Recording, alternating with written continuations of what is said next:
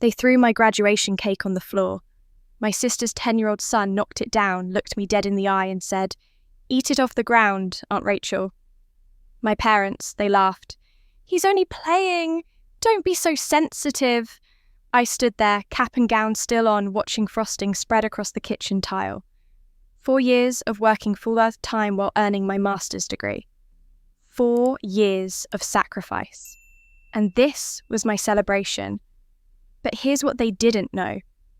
For 5 years, I'd been the ghost co-signer on every family loan, the one who paid when they couldn't, the one who covered $82,000 in debt that wasn't even mine.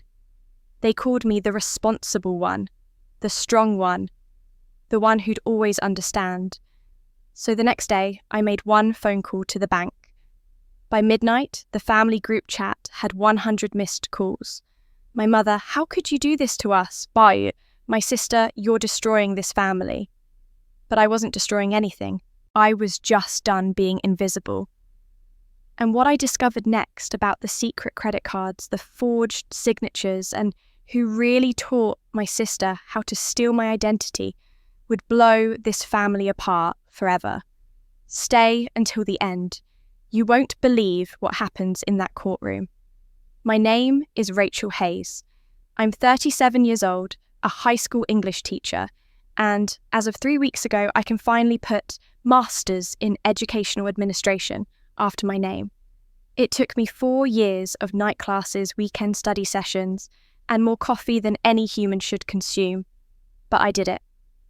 I thought today would be the day my family finally really saw me as more than just the reliable one, the one who always says yes, the one who quietly holds everything together while everyone else takes center stage. I should have known better. The graduation ceremony that morning had been beautiful. I walked across that stage in my cap and gown, heard my name called with Master of Arts attached to it, and for about 90 seconds I felt proud. My parents were there sitting in the back. My sister Sophie came too, though she spent most of the ceremony on her phone. Her son Eli, my 10-year-old nephew, kicked the seat in front of him until the woman turned around 3 times. Nobody stopped him. Afterward, Mom suggested we have a little celebration at their house. "Nothing fancy," she said, "just family." I'd baked a cake the night before vanilla with buttercream frosting, my favourite, and carefully piped, "Dr. Rachel Hayes," finally, across the top in blue icing. It wasn't technically a doctorate, but it felt like one after 4 years of juggling full-time work and graduate school. I was proud of that cake. Proud of what it represented. The party, if you could call it that, felt wrong from the moment I walked through the door. Mum had set out some snacks on the kitchen counter, but nobody seemed particularly interested in celebrating. Dad sat in his recliner watching a baseball game. Sophie poured herself a large glass of wine and settled onto the couch, scrolling through her phone with the practiced disinterest of someone who'd rather be anywhere else. And Eli was everywhere, running through the house, shouting, knocking over a glass of juice that nobody cleaned up, pulling books off shelves just to watch them fall. "Eli, sweetie, you're so energetic today." Mum laughed as if chaos was charming. "He's got spirit," Dad added, not looking away from the television. Sophie didn't say anything. She just refilled her wine. I stood in the kitchen, holding my cake, suddenly feeling like an intruder in my own celebration. I cleared my throat. "Should we, cut the cake?" "Oh, sure, honey," Mom said absently, still watching Eli zoom past like a small tornado. I set the cake down on the counter and reached for the knife. I'd imagined this moment differently. I thought maybe Dad would say something kind, or Sophie would at least look up and offer a smile. I thought someone might ask me about my thesis, or what this degree meant for my career, or just anything. Instead, Eli came barreling into the kitchen at full speed. I didn't even see him coming. 1 second, I was holding the knife about to make the first cut, and the next second, his small hand slammed into the edge of the cake plate. The cake flew off the counter, flipped in the air, and landed face down on the kitchen floor with a wet, devastating splat. Frosting exploded across the tile. Blue icing smeared in every direction. The plate shattered into 3 large pieces, And Eli stood there, looked right at me and laughed. "Eat it? Off the floor, Aunt Rachel?" I froze. My hands were still in the air where the cake had been. I couldn't move, I couldn't breathe. Behind me I heard my father chuckle. "He's just playing Rachel." Mum giggled nervously. "Eli, you're such a handful. Don't be so rough, sweetie." Sophie finally looked up from her phone. She didn't say a word. She just smirked this tiny, satisfied curve of her lips and took another sip of wine. Nobody apologized. Nobody moved to help. Nobody said, "Are you okay?" I stood there in my dress slacks and blazer, the outfit I bought specifically for today, and felt a single drop of frosting slide off the counter and land on my new shoes. And something inside me, something I didn't even know was holding on, finally let go. I should have left right then, walked out the door, driven home, and never looked back. But I didn't, because that's what I always did. I stayed. I cleaned up the frosting. I picked up the shattered plate. I wiped down the floor while everyone else moved into the dining room as if nothing had happened. And when Mum called out, "Rachel, dinner's ready," I actually followed them to the table. Old habits die hard. Dinner was pot roast, the same meal Mum made every Sunday for as long as I could remember. The table was set for 5, Mum and Dad, at either end. Sophie on one side, with Eli bouncing in the chair beside her, and me across from them. I sat down, unfolded my napkin, and waited for someone to say something, anything about what had just happened in the kitchen. Nobody did. Instead, Dad launched into a story about a fishing trip he was planning. Mum passed the potatoes. Sophie refilled her wine glass for the 3rd time, and Eli stabbed at his green beans with a fork, flinging one across the table. It landed in my water glass with a small splash. "Eli," Sophie said lazily, not looking up from her plate. "Don't play with your food." He giggled and did it again. I moved my water glass out of range and tried to find an opening in the conversation. "So, the ceremony this morning was really nice," I started. The keynote speaker talked about, "We need to talk about schools." Sophie interrupted, turning to Mum. "I've been looking at Riverside Academy for Eli. It's the best private school in the city." Mum's face lit up. "Oh, that's wonderful. I've heard such good things about Riverside." "It's expensive, though," Sophie continued, swirling her wine. $22,000 a year. Dad whistled low. "That's steep." "But he's worth it," Sophie said, reaching over to ruffle Eli's hair. He squirmed away, focused on building a tower out of his mashed potatoes. "He's so bright. His teacher says he's reading above grade level." "He gets that from your side of the family," Dad said proudly. "Always been smart kids on our side." I sat there, fork hovering over my plate, watching this conversation unfold. $22,000 a year for private school. For Eli, who just destroyed my graduation cake and faced 0 consequences. For Eli, who was currently seeing how high he could stack his food before it toppled over. Sophie turned to Eli and said almost absently, but with an edge I couldn't quite place, "Aunt Rachel is very successful now. She can afford anything." Then she looked at me and there was something in her eyes, something bitter. Not like when I needed help years ago. I frowned. What was she talking about? Years ago, but before I could ask, the conversation moved on. "The application deadline is next month," Sophie continued. "But the admissions director said if we can pay the deposit early, Eli's spot is practically guaranteed." "How much is the deposit?" Mum asked. $5,000. Silence settled over the table. I watched my parents exchange a look, one of those wordless conversations married people have after decades together. Finally, I spoke up quietly, because that's how I always spoke in this house. "I can help with the tuition if you need." The room went still. Even Eli stopped playing with his food. Mum's head snapped toward me, and for just a second, I saw something flash across her face. Panic fear. Her eyes met mine and then darted away just as quickly. "You've done enough, Rachel." Her voice came out sharp, almost harsh. Then, as if realizing how that sounded, she softened it. "Sophie can handle her own family." but her hands trembled slightly as she reached for her water glass. And she wouldn't look at me. I felt that strange sensation again, the one I'd felt in the kitchen when Eli knocked over the cake and nobody cared. Something was off. Something was wrong. Why would Mum react that way to an offer of help? Why did she look almost guilty? I just thought, "We appreciate the offer," Dad cut in his tone final. "But your mother's right. We'll figure it out." Sophie smirked into her wine glass. I looked down at my plate, my appetite completely gone. The pot roast that had smelled so good earlier now seemed tasteless. I cut a piece of meat, chewed it mechanically, and tried to understand what had just happened. All I'd done was offer to help, the same way I'd been helping for years. Why did it feel like I'd said something wrong? Mum cleared her throat and changed the subject. "Sophie, have you decided on a full wardrobe for Eli? He's growing so fast." And just like that, I was invisible again.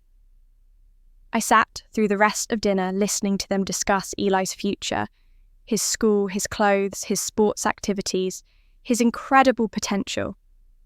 They talked about Sophie's part-time bookkeeping job and how hard it was to manage everything as a single mother, even though Mark, her ex-husband, paid regular child support. They talked about Dad's garden and Mom's book club.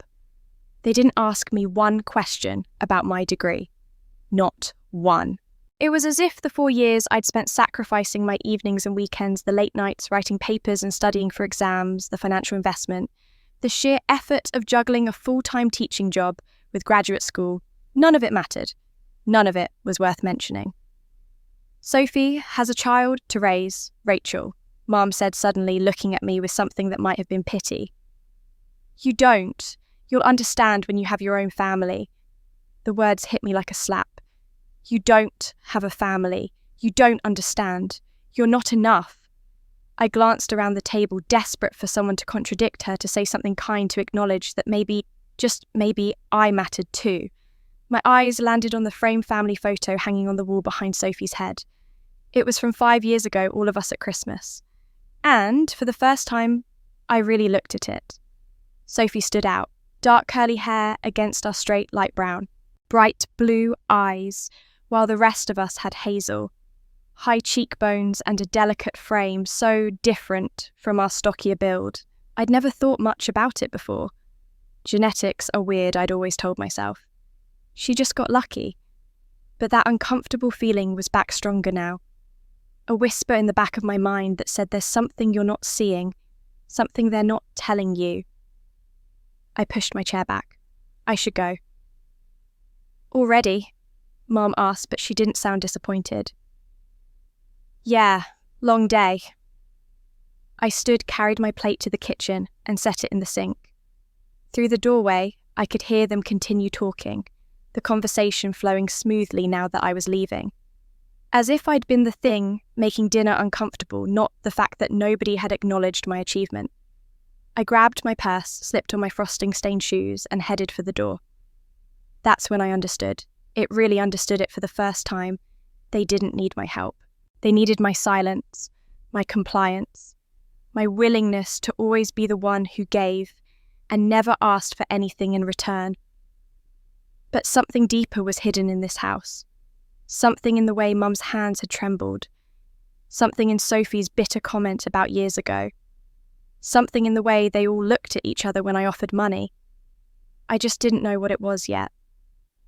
I drove home in silence, my mind replaying the evening on an endless loop. The smirk on Sophie's face. The way Mum's hands had trembled when I offered to help. That comment about when I needed help years ago. What did that even mean? I'd helped Sophie countless times over the years. Whenever she called, I showed up. Whenever she needed money, I sent it. That's what family did, right? But apparently, family didn't show up for my graduation. Family didn't care when my cake ended up on the floor. Family didn't even ask how I was doing. By the time I pulled into my apartment complex, it was nearly 9 o'clock. My small one-bedroom felt especially quiet after the chaos of my parents' house. I kicked off my ruined shoes, tossed my purse on the couch, and headed straight for the kitchen to pour myself a glass of wine. I deserved at least that much after today. My laptop sat open on the kitchen counter where I'd left it that morning, back when I still thought today would be a good day. The screen had gone dark, but when I touched the mousepad, it flickered to life, revealing my email inbox. 17 unread messages. Most of them were junk. A few were from colleagues at school congratulating me on finishing my degree, and one made my stomach drop. The subject line read, "Payment reminder, family loan account number 47832. I set down my wine glass and clicked it open. Dear Ms. Hayes, this is a reminder that your payment of 2 April hours is due tomorrow, May 16th. Please ensure sufficient funds are available in your linked account to avoid late fees. Thank you for your continued partnership with First National Bank. $2,800, due tomorrow." I rubbed my temples and tried to remember if I'd already set aside money for this month's payment. The loan. God, I'd almost forgotten about it in the chaos of finishing my thesis and preparing for graduation. Almost forgotten that on top of everything else in my life, I was still carrying this weight. 5 years ago, Sophie had called me crying. She and Mark had found the perfect house, 3 bedrooms, good school district, a backyard for Eli. But their credit wasn't good enough to qualify for the mortgage alone. Would I co-sign just temporarily, she'd promised, just until they could refinance in a year or 2? I'd said yes. Of course, I'd said yes. That's what the responsible sister did. But they'd never refinanced. And over time, I'd gone from co-signer to primary payer. Sophie called every few months with some excuse. Mark's hours had been cut. Eli needed braces, the car needed repairs, and could I cover the mortgage payment just this once? She'd pay me back, she always said. Next month, for sure. She never did. I opened my banking app and navigated to the loan account. Maybe I was being paranoid. Maybe I was letting tonight's disaster colour everything. But I needed to see the numbers in black and white, needed to confirm what I already suspected. The payment history loaded slowly, 5 years of transactions scrolling down the screen. I started adding them up in my head, then gave up and exported the data to a spreadsheet. I'd always been good with numbers. It's part of what made me good at teaching math alongside English. Numbers didn't lie. 20 minutes later, I stared at the total at the bottom of the column and felt sick. $82,000. I had paid $82,000 towards Sophie's mortgage over the past 5 years. Sophie's payments, when she made them, at all totaled maybe $18,000. The rest had come from me. My salary, my savings, my emergency fund that never seemed to grow, because there was always an emergency. Sophie's emergency. I thought about all the times I'd said no to things I wanted. The vacation to Italy I'd skipped. The car I'd kept running long past when I should have replaced it. The apartment upgrade I decided against because I needed to keep my rent low, needed to have enough cushion for when Sophie called. And she always called. My hands were shaking now. I minimised the spreadsheet and pulled up the original loan documents, scanning through page after page of legal language I'd barely read the first time. I'd been so focused on helping Sophie, so eager to be the good sister, that I hadn't paid attention to the details. I just signed where they told me to sign, but now I read every word. Most of it was standard mortgage language, interest rates, payment schedules, the property description. But then, on the very last page at the bottom in text, so small I had to zoom in to read it clearly, I found something that made my blood run cold. In case of default, Rachel Hayes assumes full liability for entire loan balance. Full liability, the entire balance. I scrolled up to check the remaining principal. $164,000. If Sophie stopped paying when Sophie stopped paying, because let's be honest, she'd already stopped, I would be responsible for all of it. Not half, not a portion, everything. The bank could come after my savings, my salary, my credit. They could garnish my wages. They could destroy everything I'd built. I stared at that clause, reading it over and over, trying to remember signing it. I remembered signing the main documents. Remembered the loan officer walking us through the papers. Remembered Sophie squeezing my hand and saying, "Thank you, Rach. I'll never forget this." But I didn't remember this clause. I didn't remember anyone explaining that I was signing away my entire financial security. I didn't remember agreeing to take on full liability. I pulled him up the signature page and zoomed in on my name. The handwriting looked like mine.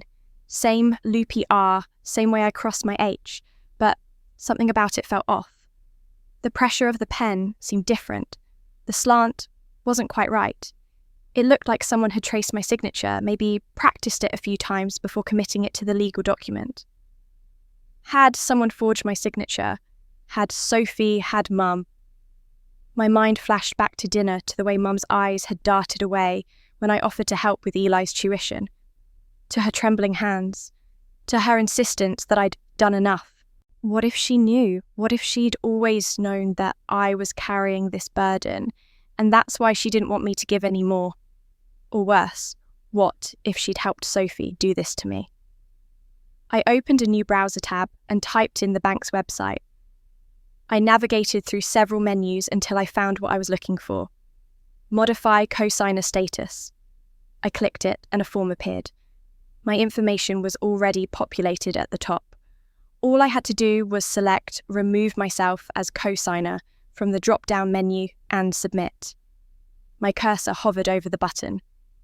If I did this, the bank would require Sophie to refinance or prove she could carry the loan on her own. She couldn't. I knew she couldn't. They'd never approve her without me, which meant she'd probably lose the house. Eli would have to change schools. They'd have to move, downsize, maybe even move back in with our parents. My family would never forgive me. But hadn't they already shown me how little my forgiveness mattered? Hadn't they already demonstrated that I was only valuable when I was useful, when I was silent, when I was giving $82,000? 5 years of payments, 5 years of sacrificing my own stability to maintain Sophie's. Or what? For a smirked acknowledgement at dinner, for a destroyed graduation cake, for being told I didn't understand real responsibility because I didn't have children. My finger moved closer to the mouse. 1 click. That's all it would take. 1 click to stop being the person everyone leaned on while no one held me up. 1 click to say I matter too. My life matters too. My financial security matters too. But I couldn't do it. Not yet. Not tonight when I was angry and hurt and exhausted. This decision was too big to make in a moment of pain. I closed the laptop and picked up my wine glass, draining what was left in one long swallow. I just didn't know what to do yet. But looking at those numbers, at that suspicious signature, at the years of exploitation laid out in black and white, I knew one thing for certain. Something had to change. I didn't sleep that night. Every time I closed my eyes, I saw that signature at the bottom of the loan document, the one that looked almost like mine, but not quite. I saw the numbers adding up to $82,000. I saw Sophie's smirk across the dinner table and heard Mum's voice telling me I'd done enough, as if my sacrifices were an inconvenience, rather than the very thing keeping their lives afloat. By the time dawn broke through my bedroom window, I'd given up on rest entirely. I made coffee strong and black and sat at my kitchen table staring at nothing. My phone lay face down beside my laptop. I hadn't checked it since I'd gotten home last night. Part of me didn't want to know what messages might be waiting, some cheerful text from Mum pretending yesterday never happened, maybe. Or worse, nothing at all. The phone rang at 8:30 just as I was pouring my second cup of coffee. I glanced at the screen. Sophie. Of course it was Sophie. I let it ring 3 times before answering, trying to steady my voice, trying to sound like the Rachel I'd always been, accommodating, understanding, reliable. Hello? Rachel. Hey! Sophie's voice came through bright and casual, as if we were old friends catching up rather than sisters who'd just lived through the most humiliating evening of my life less than 24 hours ago. Listen, I'm calling about the loan payment. It's due today, right? I set down my coffee cup, carefully focusing on keeping my hand steady. Yes, today. Yeah, so here's the thing. I'm a little short this month. She said it breezily, like she was mentioning she'd run out of milk and might need to borrow a cup. Can you cover it? I'll pay you back next month, I promise. Mark's child support check is late again, and I had to buy Eli new shoes, and you know how it is. No apology for yesterday. No acknowledgement of what happened. No, I'm sorry my son destroyed your graduation cake. And I sat there and smirked while our parents laughed at you. Just straight to asking for money. I took a breath. Sophie, I just paid my last tuition installment for grad school. My account is pretty tight right now. Oh, come on, Rachel. Her tone shifted, losing that false brightness. You're single. You don't have a family to feed. You don't have daycare costs or school supplies or a kid who needs constant things. You'll be fine. The words landed like stones. You're single. You don't have a family. As if my life, my expenses, my struggles didn't matter because I didn't have a child. As if the degree I'd just earned, the years of sacrifice to get it, meant nothing compared to Sophie's choice to have a son she could barely afford. I still have bills, Sophie. We all have bills. She cut me off, her voice hardening. But I have actual responsibilities. I can't just think about myself. Some of us have to put other people first. The implication hung in the air between us. You're selfish, Rachel. You only think about yourself. Never mind that I'd been putting everyone else first for my entire life. Never mind that I'd just discovered I'd paid 4 times what Sophie had toward her own mortgage. Never mind any of it. In the background, I heard a door slam, and then Eli's voice high and gleeful. Aunt Rachel eats cake from the floor, ha ha ha! My stomach clenched. I gripped the phone tighter. Then I heard Mark's voice, or maybe it was the TV, I couldn't tell. And then worst of all, I heard Sophie laugh. Not a reprimand. Not a, that's enough, Eli. Just laughter clear and bright, joining her son's mockery of me. Eli, stop, she said finally, but there was no force behind it, no real correction. Just words to fill the space while she kept laughing. I felt my face burning hot with shame, even though I was alone in my apartment miles away from them. They were in Sophie's house, her kitchen probably making fun of me together like it was a family joke. Like my humiliation was entertainment for a Tuesday morning. Sophie, my voice came out quieter than I intended. Can you please tell him that's not appropriate? Oh, relax, Rachel. He's just being a kid. She sighed, that same exasperated sound Mum had made last night. God, you've always been so sensitive. You've always had it easier than me. You know that. When I needed help back then, you could have stepped up, but you didn't. So don't act like you're the victim now, just because I'm asking for one payment. Back then, there it was again, that reference to some past grievance I couldn't place. What was she talking about? When had I not helped her? I'd helped her constantly. I was still helping her. I'd been helping her for 5 years at the cost of my own financial security. Sophie, I don't know what you're talking about. Forget it. She cut me off again. Can you make the payment or not? I need to know now, because if you can't, I have to figure something else out. I opened my mouth to say what I always said, yes. Yes, of course. Yes, I'll take care of it. Yes, I'll sacrifice a little more so you don't have to worry. But the words stuck in my throat. I thought about that laptop in the other room. I thought about the button I'd almost clicked last night. I thought about $82,000 and a forged signature and 5 years of being the person everyone took from and no one gave to. I need some time to figure it out, I said finally. Silence on the other end. Then Sophie's voice came back colder now. What does that mean? It means I need to look at my finances. I can't just automatically say yes anymore. Anymore! She let out a harsh laugh.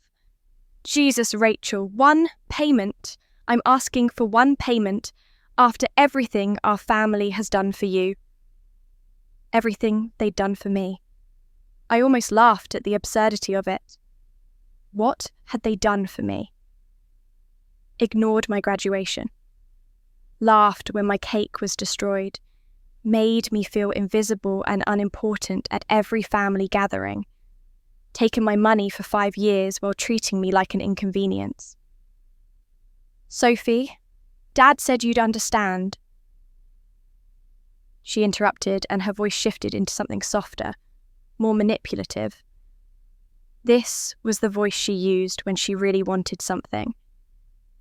He said, "You always do what's right for the family." He said, "You'd never let us down." That's what he told me last night after you left. He said, "Don't worry, Rachel will come through. She always does." And there it was. The final manipulation, Dad said. Use my relationship with my father. Use my lifelong need to be the good daughter, the responsible one, the one they could count on. Use all of it to make me feel guilty for even hesitating. Something in my chest cracked open. Not broke. I'd already broken last night on that kitchen floor with frosting on my shoes. This was different. This was clarity. This was the moment I understood that nothing would ever change unless I changed it. They would keep taking because I kept giving. They would keep dismissing me because I kept accepting it. They would keep treating me like I didn't matter because I kept acting like I didn't. "I have to go," I said. "Wait, Rachel. I'll call you back when the payment is due today. If it's late, there are fees. I'll call you back." I hung up before she could say anything else. My hands were shaking, but not with fear, with something else, something that felt almost like power. I walked to the living room, opened my laptop, and pulled up the bank website. The form was still there, waiting where I'd left it the night before. Remove myself as co-signer. My cursor found the button. Last night I'd hesitated. Last night I'd been afraid of what this would mean, how they'd react, what I'd lose. But this morning, after listening to my nephew mock me while my sister laughed after being told once again that my life didn't matter as much as theirs after being manipulated with my father's words this morning, I knew exactly what I'd lose if I didn't do this. I'd lose myself. My finger clicked without hesitation. The screen changed. "Request submitted. You will receive confirmation within 24 to 48 hours. I sat back staring at those words, and for the first time in as long as I could remember, I felt like I could breathe. The confirmation message stared back at me from the screen. Request submitted. Those 2 words felt like freedom. I closed the laptop, finished my coffee, and for the first time in days, I felt something close to peace. It was done. I'd finally stood up for myself. In a few days, the bank would process my request. Sophie would have to deal with her own mortgage, and I could start rebuilding my life without this weight dragging me down. I should have known it wouldn't be that simple. The email arrived the next morning at 6:43 a.m. while I was getting ready for work. My phone chimed with the notification, and I glanced at it while brushing my teeth. First National Bank. Subject line, regarding your cosigner removal request. I set down my toothbrush and opened the email. Dear Ms. Hayes, thank you for your recent request to be removed as cosigner on loan account number 478G. We regret to inform you that cosigner removal requires the consent and cooperation of the primary borrower. The primary borrower must either refinance the loan independently or pay down sufficient principal to qualify without a cosigner. If you have concerns about fraud or identity theft, please contact our fraud department immediately. Otherwise, you remain legally obligated to this loan. Please call us at your earliest convenience to discuss your options. I read it 3 times, my stomach sinking further with each pass. I couldn't just remove myself. I couldn't just walk away. I was trapped unless Sophie agreed to let me go, and Sophie would never agree because she couldn't qualify for the loan on her own. I'd known that 5 years ago when I signed on. That's why she needed me in the first place. At 7:15, I called the bank. I was put on hold twice and transferred 3 times before finally reaching someone in the loan department who could actually help me. Her name was Patricia, and her voice had that practiced patience of someone who dealt with frustrated customers all day.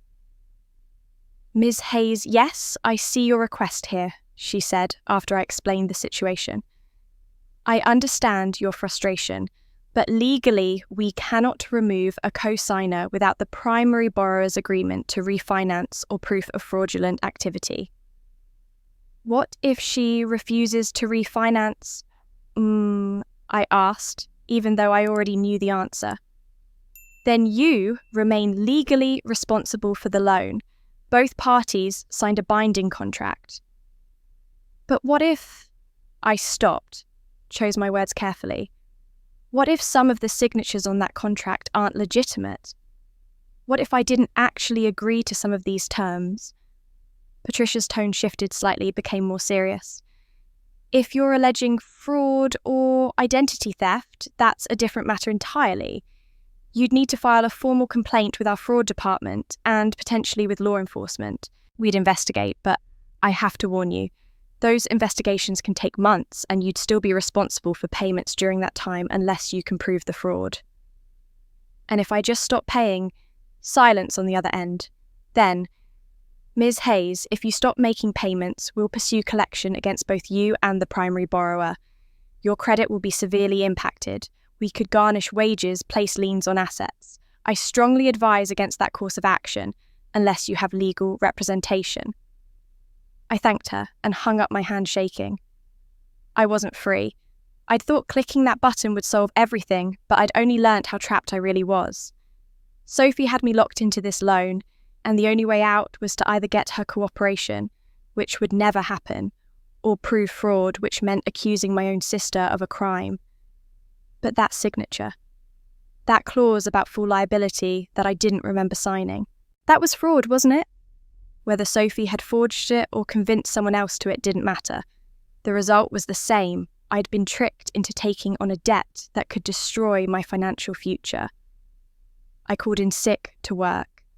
I couldn't face a classroom full of teenagers today, couldn't pretend to care about essay structures and vocabulary quizzes when my entire life was unravelling. Instead, I spent the morning researching. I found a lawyer who specialised in financial fraud and made an appointment for the following week.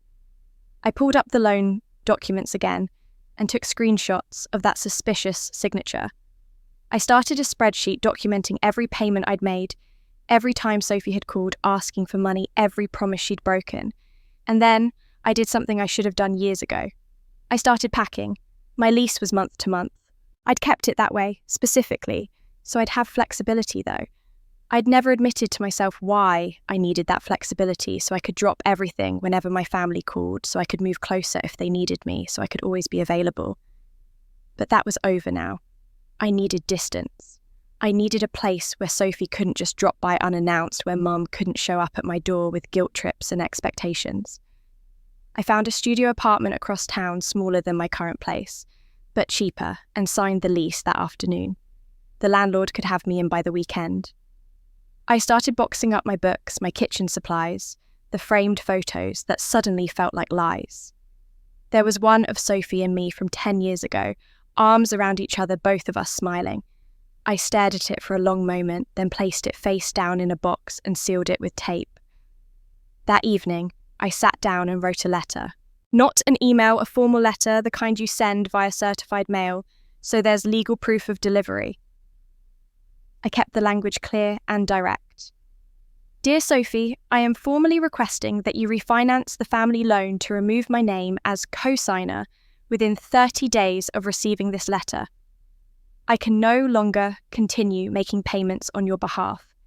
If you refuse to refinance, I will cease all payments and report suspected fraud to the bank and appropriate authorities. This is not negotiable. I will not respond to phone calls or personal appeals. This is a legal matter now. Sincerely, Rachel. I printed it signed, sealed it in an envelope and drove to the post office before I could change my mind. The clerk processed it while I stood there, my heart hammering against my ribs. Certified mail return receipt requested. Sophie would have to sign for it. She'd know I was serious. 3 days later, my phone rang. Sophie. I let it go to voicemail. She called again, and again. On the fourth call, I finally answered, if only to make her stop. How dare you? Her voice came through sharp and venomous nothing, like the breezy tone she'd used when asking me to cover the mortgage payment. How dare you send me that letter? Do you have any idea what you're doing? I know exactly what I'm doing. If you stop paying your credit tanks too, Rachel, the bank will come after both of us. You're not thinking clearly. My credit is already destroyed, I said calmly. I checked that morning my score had dropped nearly 100 points in the past year, thanks to accounts I hadn't even known existed. I ran my credit report, Sophie. You've been opening accounts in my name. The line went quiet. I heard her breathing, heard what might have been Eli's voice in the background, heard the sound of a door closing. When she spoke again, her voice had changed, softer now, pleading. Rachel, please, I can't refinance. No bank will approve me without a co-signer. You know that. If you do this, we'll lose the house. Eli will have to change schools. He'll lose all his friends. Is that what you want? What I want, I said slowly, is to stop being responsible for your choices. But we're family. Family doesn't forge signatures, Sophie. Another long silence. Then, I didn't forge anything. That's a serious accusation. Then you have nothing to worry about when the bank investigates. Rachel, listen to me. Her voice hardened again. If you go through with this, Mom and Dad will never forgive you. You'll be destroying this family over money. That's what you'll be remembered for. You have 27 days left, I said. Mum will never forgive you. Something in my chest loosened. A weight I hadn't realised I'd been carrying suddenly lifted, because I finally understood something I should have known all along. I'd been seeking forgiveness for things that weren't my fault. I'd been apologising my entire life for taking up space, for having needs, for not being Sophie. And I was done. I don't need her forgiveness anymore, I said. I don't need yours either. I hung up before she could respond. That night I finished packing. The moving truck was scheduled for Saturday. My new apartment was waiting. And on my laptop, I drafted one more email, this one, to the bank's fraud department. To whom it may concern, I am formally requesting an investigation into suspected fraud on loan account number 47832. I have reason to believe my signature was forged on documents that hold me fully liable for $164,000. The primary borrower has refused to refinance. I am requesting immediate removal based on suspected fraud. Please investigate. Attached are copies of the relevant documents. Sincerely, Rachel Hayes. I attached the screenshots of that suspicious signature, the payment history showing the disparity between my contributions and Sophie's, and copies of my recent credit report showing accounts I hadn't opened. My finger hovered over the send button for only a moment this time. Then I clicked it. The 30-day countdown had begun. 5 weeks. That's how long it took for everything to explode. The bank moved slower than I'd expected. The fraud investigation, the review of documents, the legal departments getting involved, it all took time. 5 weeks of living in my new studio apartment, 5 weeks of teaching my classes and coming home to silence. 5 weeks of checking my phone every hour for updates from the bank or attacks from my family. But there was nothing. Just eerie, uncomfortable quiet. I'd almost started to believe they were going to let it go, that maybe Sophie would find another way to cover the mortgage, that maybe Mum and Dad had decided to stay out of it, that maybe somehow this would all resolve itself without the massive confrontation I'd been dreading. I should have known better.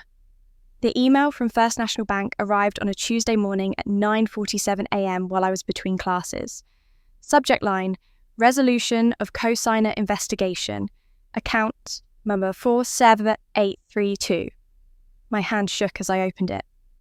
Dear Ms. Hayes, after thorough review of your fraud complaint and supporting documentation, we have determined sufficient irregularities to warrant removal of your co-signer obligations.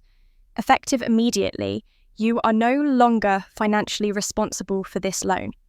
The primary borrower has been notified and must provide additional collateral or pay $35,000 within 30 days to prevent foreclosure proceedings. Thank you for bringing this matter to our attention. I read it 3 times, sitting in the teacher's lounge with my lunch untouched in front of me. sufficient irregularities. They'd found something wrong with those documents. They'd actually believed me. I wasn't responsible anymore. I was free. I should have felt relief. Instead, I felt the peculiar calm that comes right before a hurricane. The first message hit the family group chat at 11:30 a.m. Sophie, Rachel, what did you do? Then, another all caps, no punctuation. Sophie, the bank just sent me a letter saying they removed you from the loan. Sophie, they want $35,000 in 30 days or they're taking the house. Sophie, how could you do this to your own sister? I was in the middle of teaching sophomore English when my phone started vibrating continuously in my desk drawer. I ignored it through the entire lesson on symbolism in The Great Gatsby, ignored it through the bell, ignored it until I was alone again in my classroom. Then, I pulled it out and saw 47 new messages. The group chat had exploded. Mum, Rachel, please, tell me this isn't true. Please, tell me you didn't really do this. Sophie. She's not answering because she knows what she did, Dad. Rachel, call me immediately. We need to talk about this. Sophie. I have a child, Rachel. Where is Eli supposed to live? Mum. Rachel, you've broken this family. I'm ashamed of you. Sophie, you're a selfish bitch and I hope you're happy, Mum. Sophie, language. But Rachel, how could you? After everything we've done for you. I scrolled through them, message after message, a cascade of blame and anger and disbelief. Not one person asked me why. Not one person said, what happened? Why did you feel you needed to do this? Not one person acknowledged that maybe, just maybe, there was a reason I'd filed a fraud complaint against my own sister. My phone rang. Dad. I didn't answer. It rang again immediately. Sophie. I declined the call. Then Mum. Then Sophie again. Then a number I didn't recognise, probably Sophie calling from someone else's phone. More messages flooded in. Dad. Your sister has a child, Rachel. A child who needs a home. How can you be so cruel? Sophie, everyone is going to know what you did. Everyone is going to know you're the one who destroyed this family. Mum, I never thought you could be so heartless. This is not the daughter I raised. I sat at my desk staring at my phone, watching my family tear me apart in real time. The rational part of my brain understood what was happening. They were panicking, lashing out, trying to make me feel guilty enough to fix this. But the part of me that had spent 37 years trying to earn their approval, trying to be good enough, trying to matter that part, was bleeding.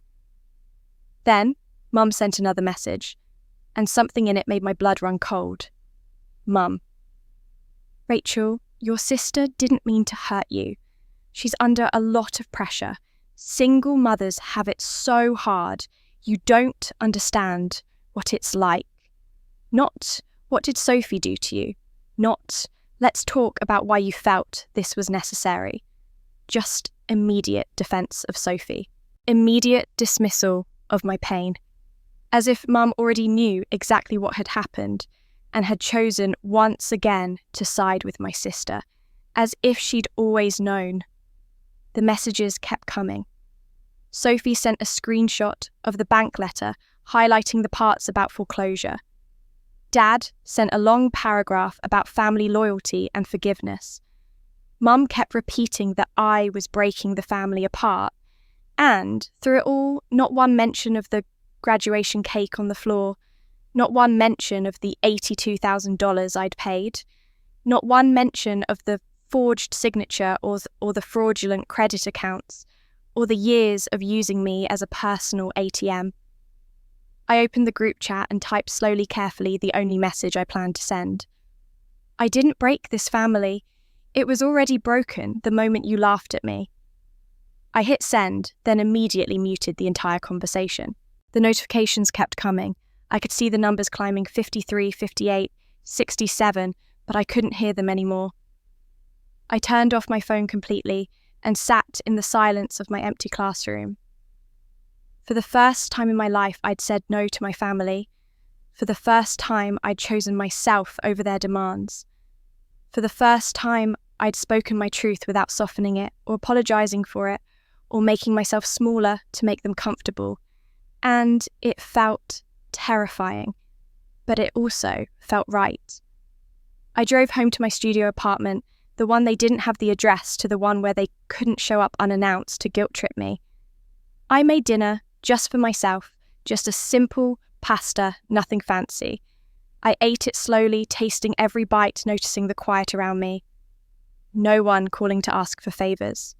No one making me feel guilty for existing. No one laughing at my expense. I washed my dish. I made tea. I sat on my small couch and opened a book I'd been meaning to read for months, but never had time for because I was always dealing with some family crisis. And I felt for the first time in weeks a strange sense of peace.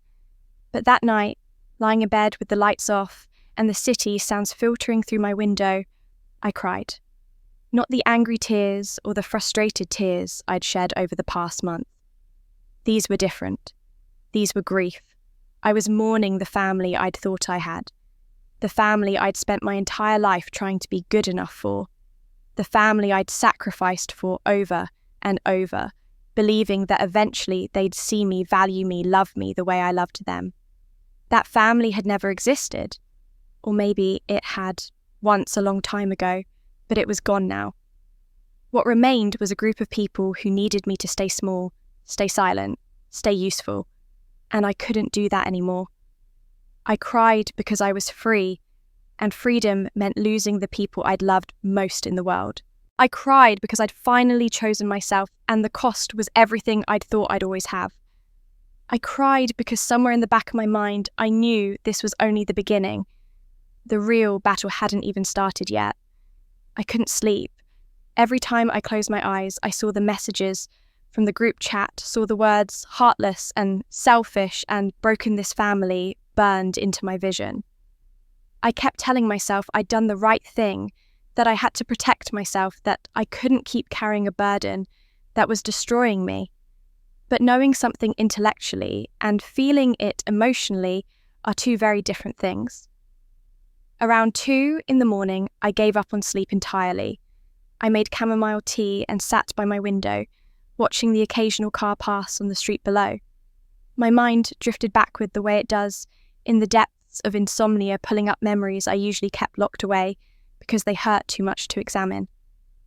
I was 22 when everything changed.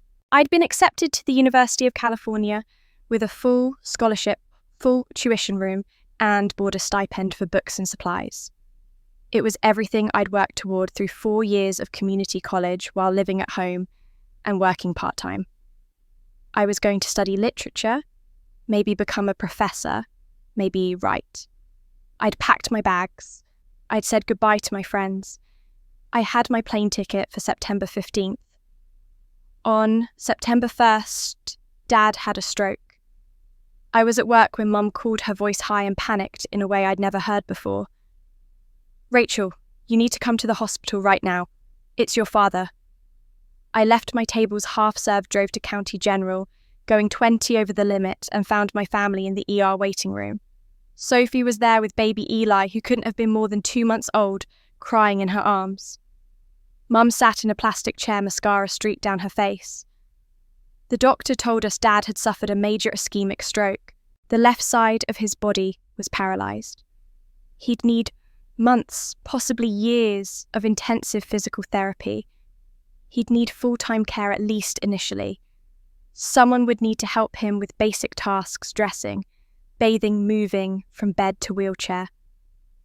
I watched Mum's hand shake as the doctor spoke. I watched Sophie bounce Eli, who was screaming, now her face exhausted and pale.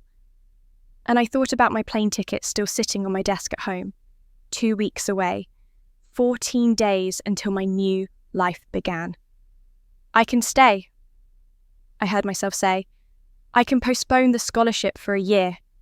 Mum looked at me with such relief that I felt guilty for even hesitating. "Oh, honey, are you sure that's such a big sacrifice?" "It's fine. I said, even though it wasn't. It's just a year. But I did hesitate. For 2 long weeks, I wrestled with the decision.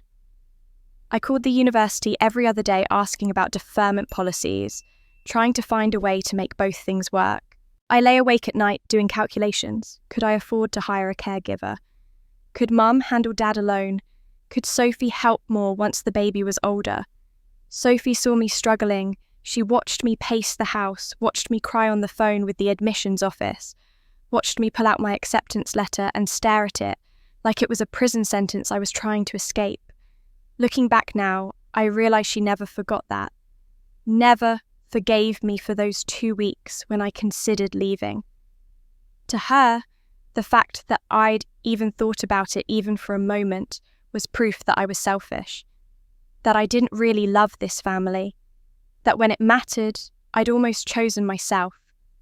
The fact that I ultimately stayed, that I gave up my scholarship and spent the next 3 years caring for Dad apparently didn't matter. The 2 weeks of hesitation erased all of it. I called the university on September 14th, 1 day before my flight. I can't come, I told the admissions counsellor. I need to withdraw. You can defer for a year, she said. Keep your scholarship. This happens. Family emergencies happen. I don't think 1 year will be enough, I replied, watching Dad through the doorway as he slept in the hospital bed we'd set up in the living room. I need to withdraw completely. She tried to convince me otherwise. She said I was throwing away an incredible opportunity. She said very few people get full scholarships, and I might never get this chance again. She was right. I never went back to school, not for 10 years anyway, when I finally scraped together enough money and energy to start taking night classes for my teaching certification, and then, much later, for my master's degree. During those 3 years caring for Dad, I worked 2 jobs to keep money coming in. During the day, I was his caregiver, helping him with physical therapy exercises, managing his medications, driving him to appointments, cooking meals that fit his new dietary restrictions, helping him relearn how to button his own shirt. At night, after he was settled in bed, I went to work at a restaurant downtown, serving tables until midnight or later. On weekends, I tutored high school students in English and math. I was exhausted all the time. I lost weight. I stopped seeing my friends because I never had time. I turned 23, 24, 25, watching my life shrink down to the size of Dad's recovery and survival. And during those same years, Sophie was struggling too.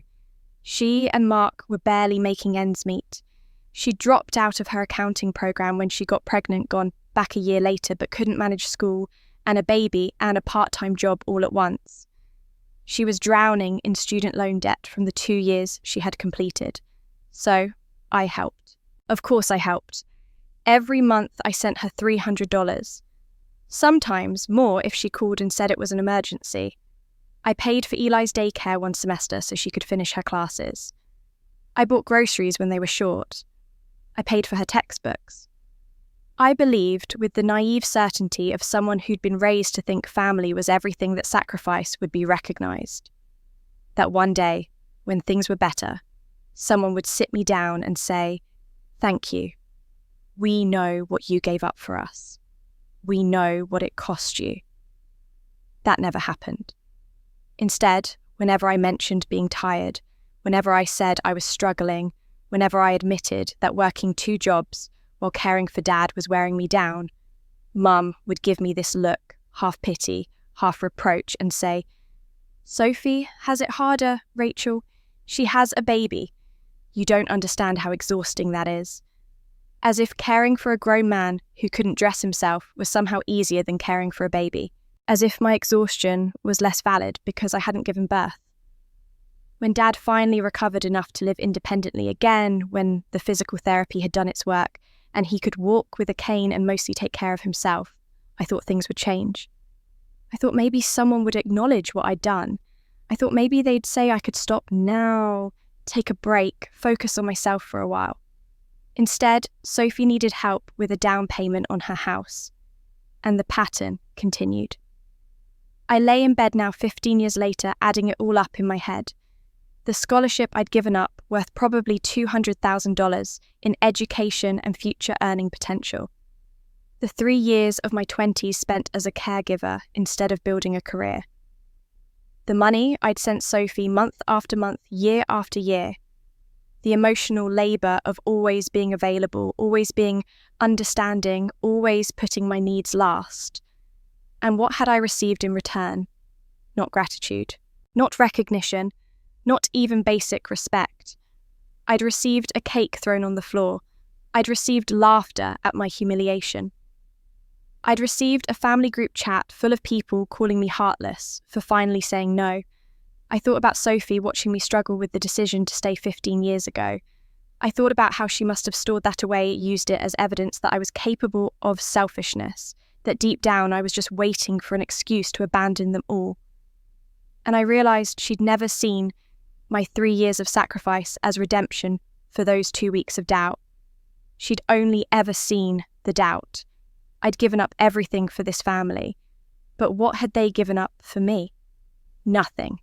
They'd never had to sacrifice for me because I never asked them to. I never demanded anything. I never set boundaries. I never said, I need help too. I just kept giving and giving, hoping that eventually the love would flow both ways. It never did. The sky was starting to lighten outside my window, grey dawn creeping in. I finished my cold tea and set the cup down. My eyes burned with exhaustion, but I felt strangely clear-headed. I'd been protecting a family that had never protected me. I'd been loyal to people who'd never been loyal to me. I'd been sacrificing for a love that only went one direction. And I was done. Dad called on a Thursday evening a week after the group chat explosion. I almost didn't answer his name on my screen, still made my stomach twist with guilt and dread, but something made me pick up. Maybe exhaustion, maybe curiosity, maybe some stubborn part of me that still hoped he'd be different from the others. Rachel! His voice was soft, careful the way you'd speak to a frightened animal. Can we talk? Please, just talk.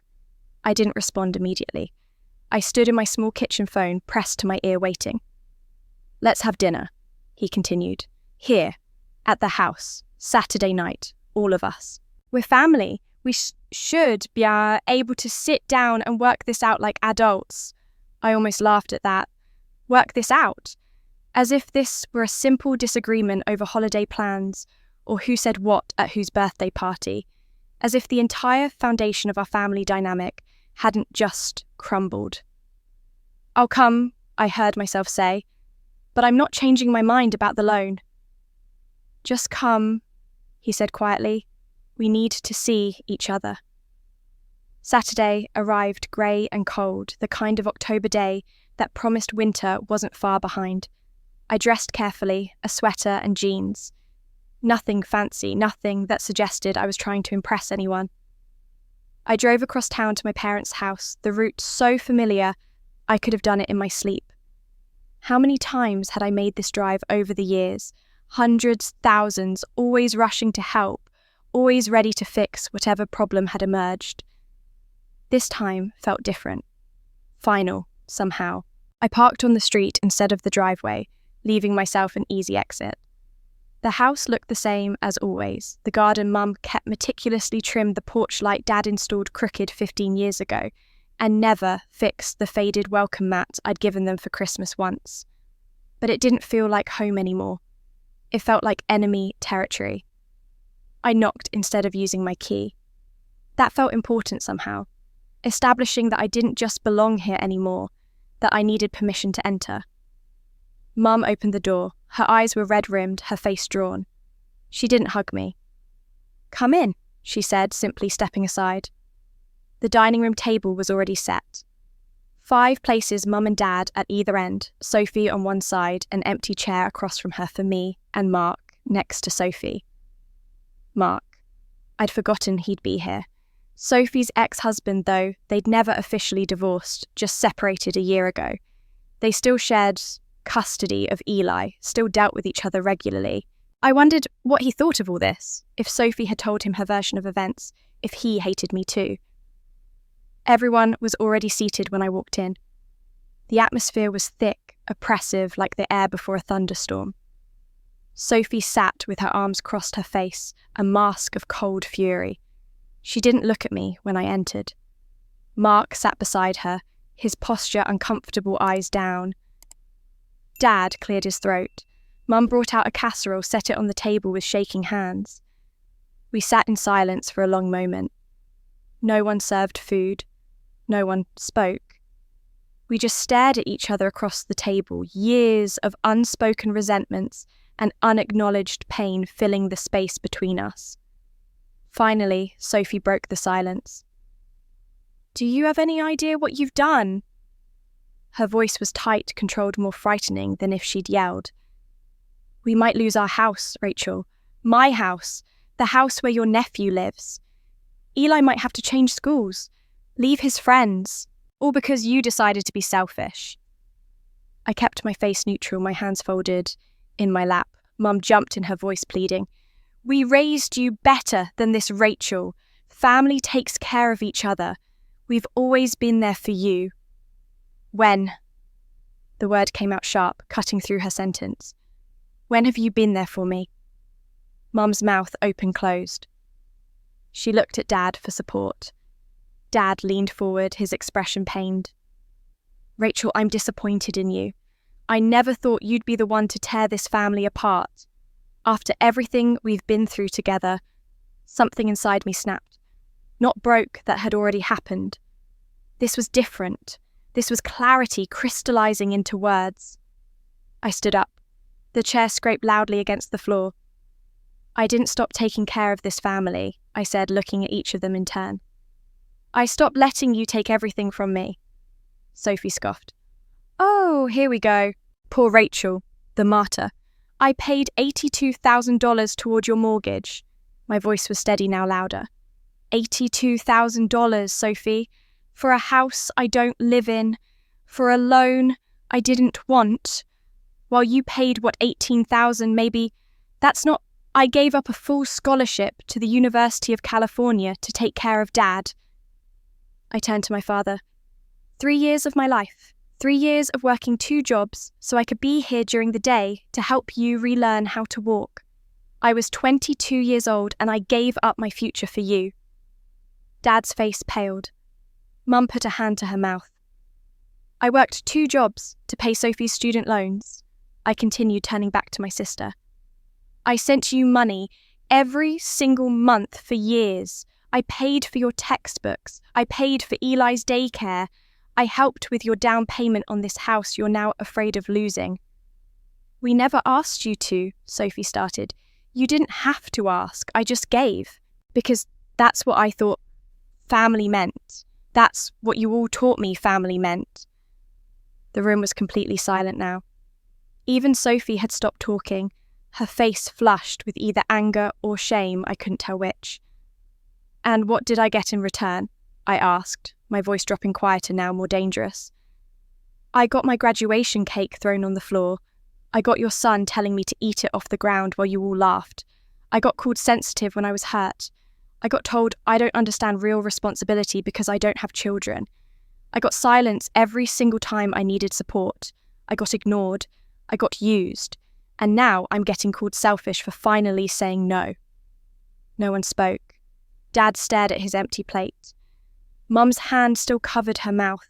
Sophie's arms were still crossed, but her eyes were wet. Mark, who hadn't said a word this entire time, shifted in his seat. His face was unreadable. "I'm done," I said simply. "I'm done sacrificing myself for people who don't even see me as a person. I'm done being the family ATM. I'm done being invisible unless you need something from me."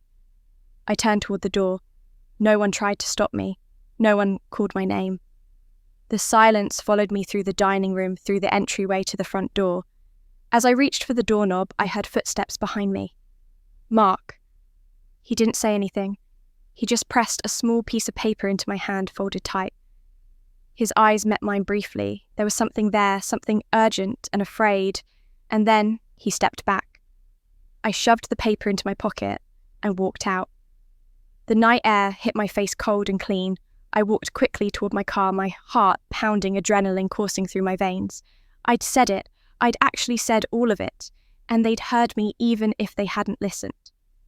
I was fumbling for my car keys when I heard a metallic clang, loud and sudden. Something hit my car window hard enough to make me jump. I spun around. Eli stood on the front lawn, 10 years old, holding another soda can in his hand. He was grinning. That same grin he'd had when he knocked over my cake. That same look of malicious delight. He threw the second can. It bounced off my hood, and then he laughed, high and cruel and completely unrepentant. I looked back at the house. Through the window, I could see my family still sitting at the table. They must have heard it.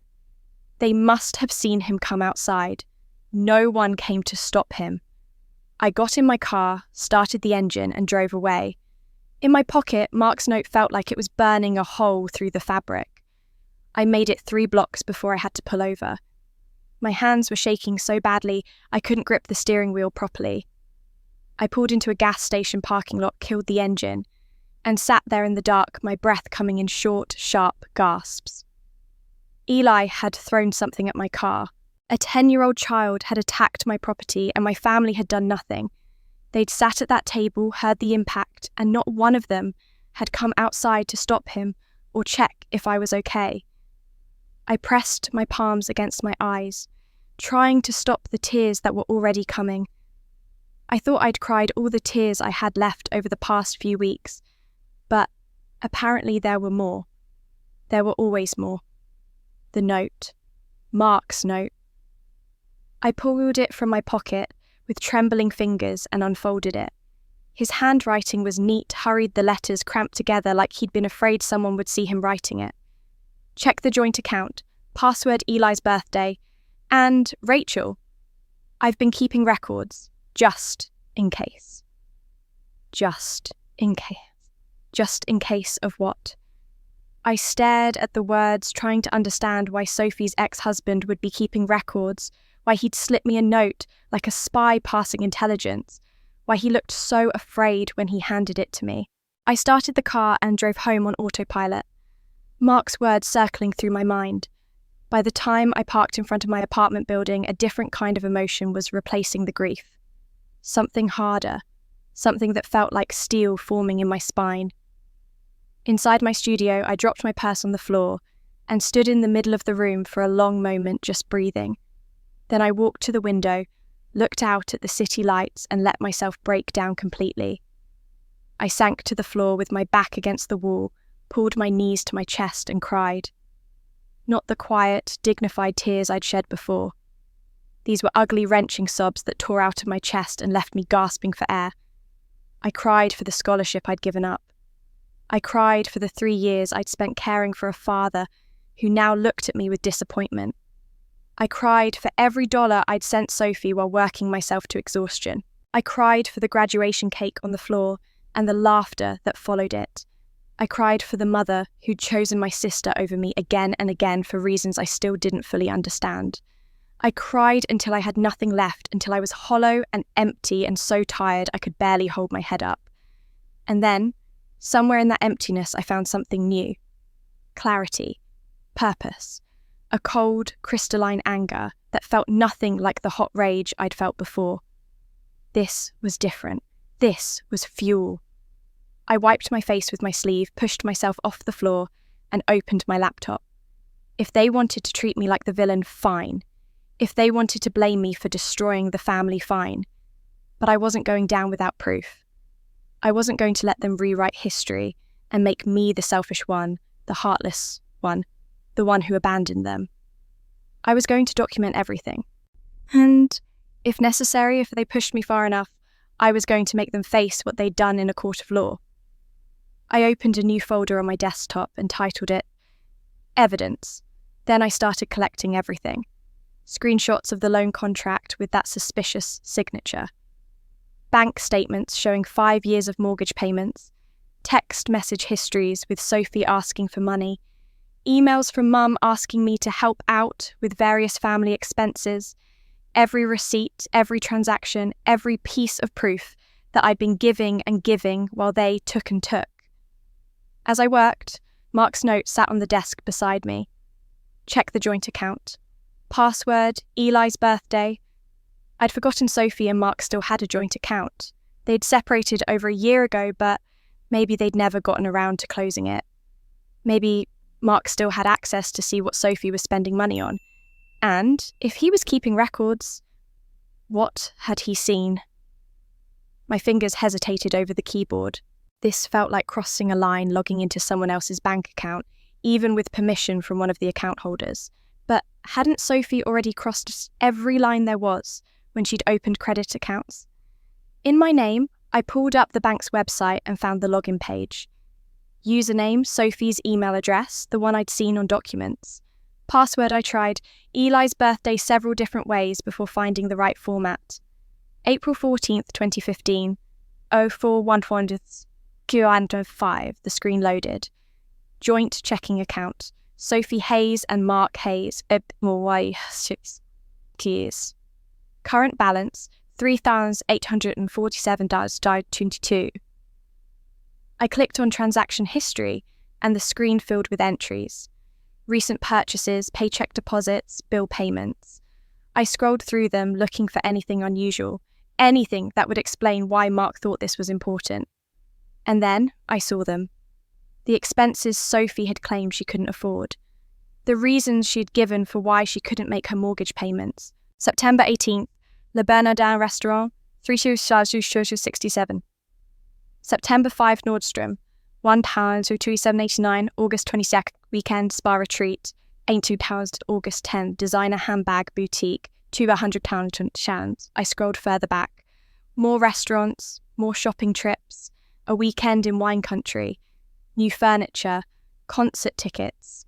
The pattern went back months, maybe years, while Sophie was calling me crying about how she couldn't afford groceries, how she was so tight on money that she might lose the house she was spending thousands on luxuries. My stomach turned, but I kept scrolling because Mark had said to check this account for a reason, and I hadn't found it yet. Then I saw it. An email notification in the account activity section. Subject: New credit account approved. Congratulations. I clicked it. Dear Rachel Hayes, your application for a Visa credit account has been approved with a credit limit of $40,000. The date on the email was 3 years ago. 3 years ago, someone had opened a credit account in my name.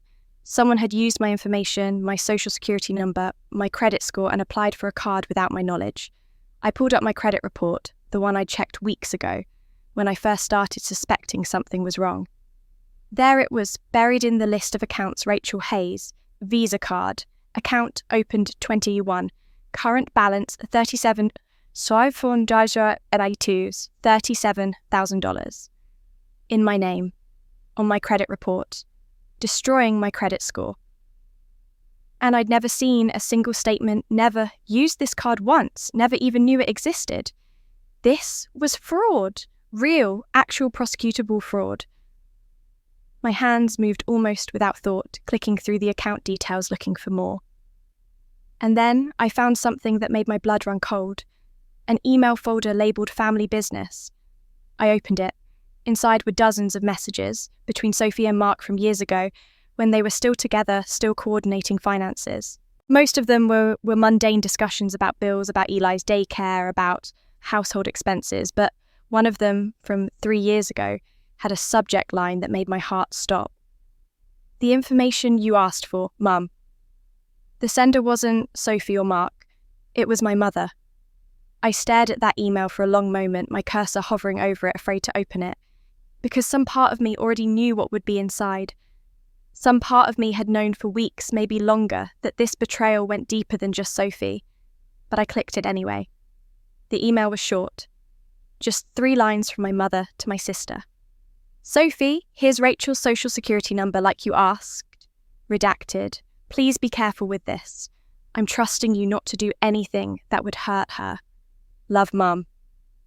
Below that, Sophie had replied, Thanks, Mum. Don't worry, Rachel won't even know. The room tilted.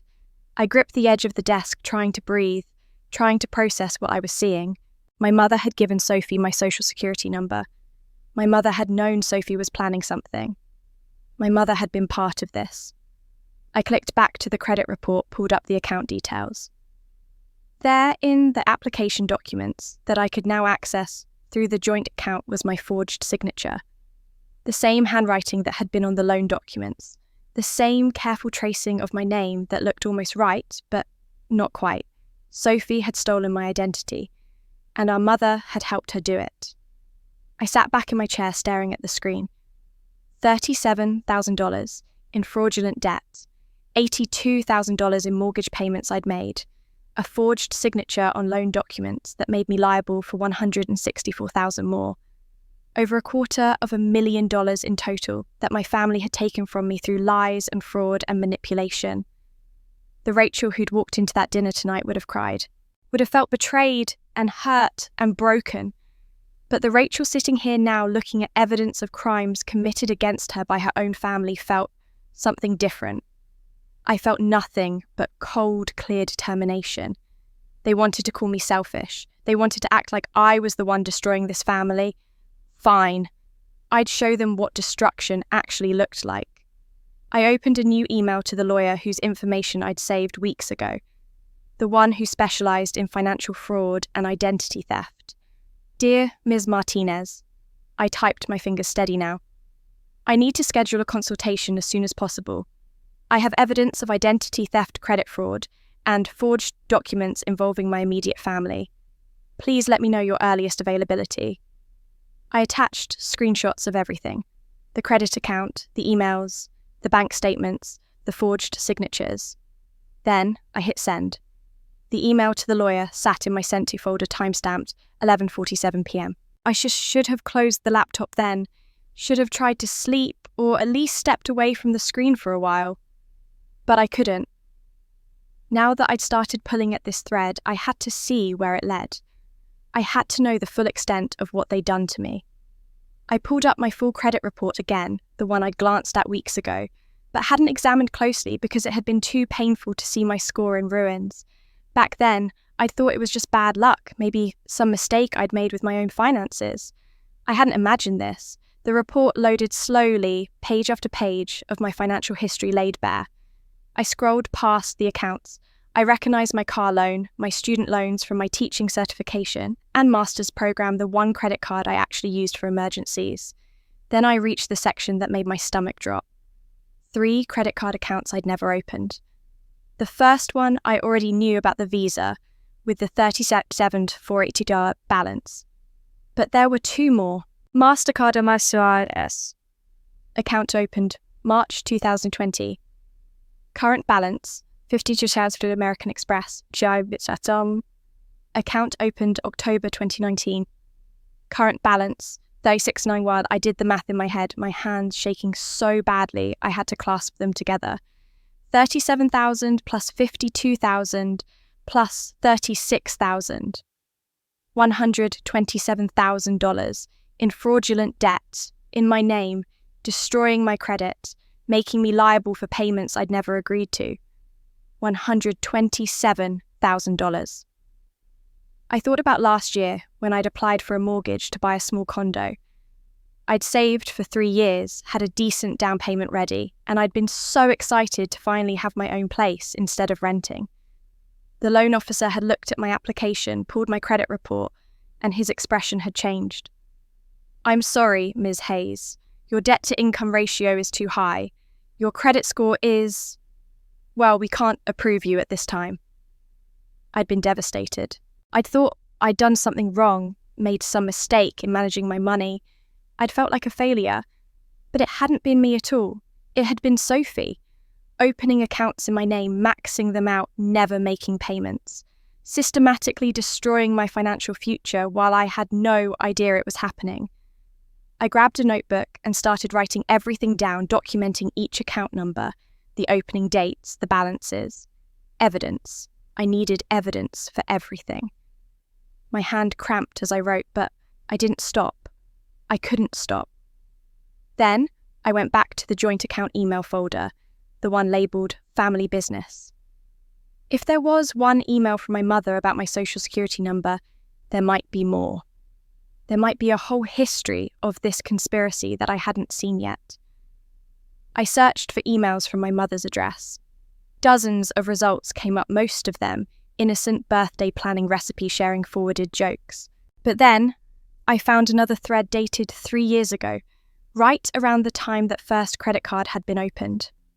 The subject line read, "Need to talk, Sheikh, private."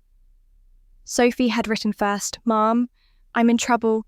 The credit card debt from the divorce is killing me. Mark left me with everything, and I can't keep up with the payments. I need help." My mother's reply came 2 hours later. "How much do you need?"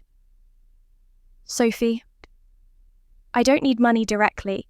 I need a way to get approved for more credit so I can consolidate everything and make the payments more manageable. But my credit score is too low after the divorce. I can't get approved for anything." A day of silence.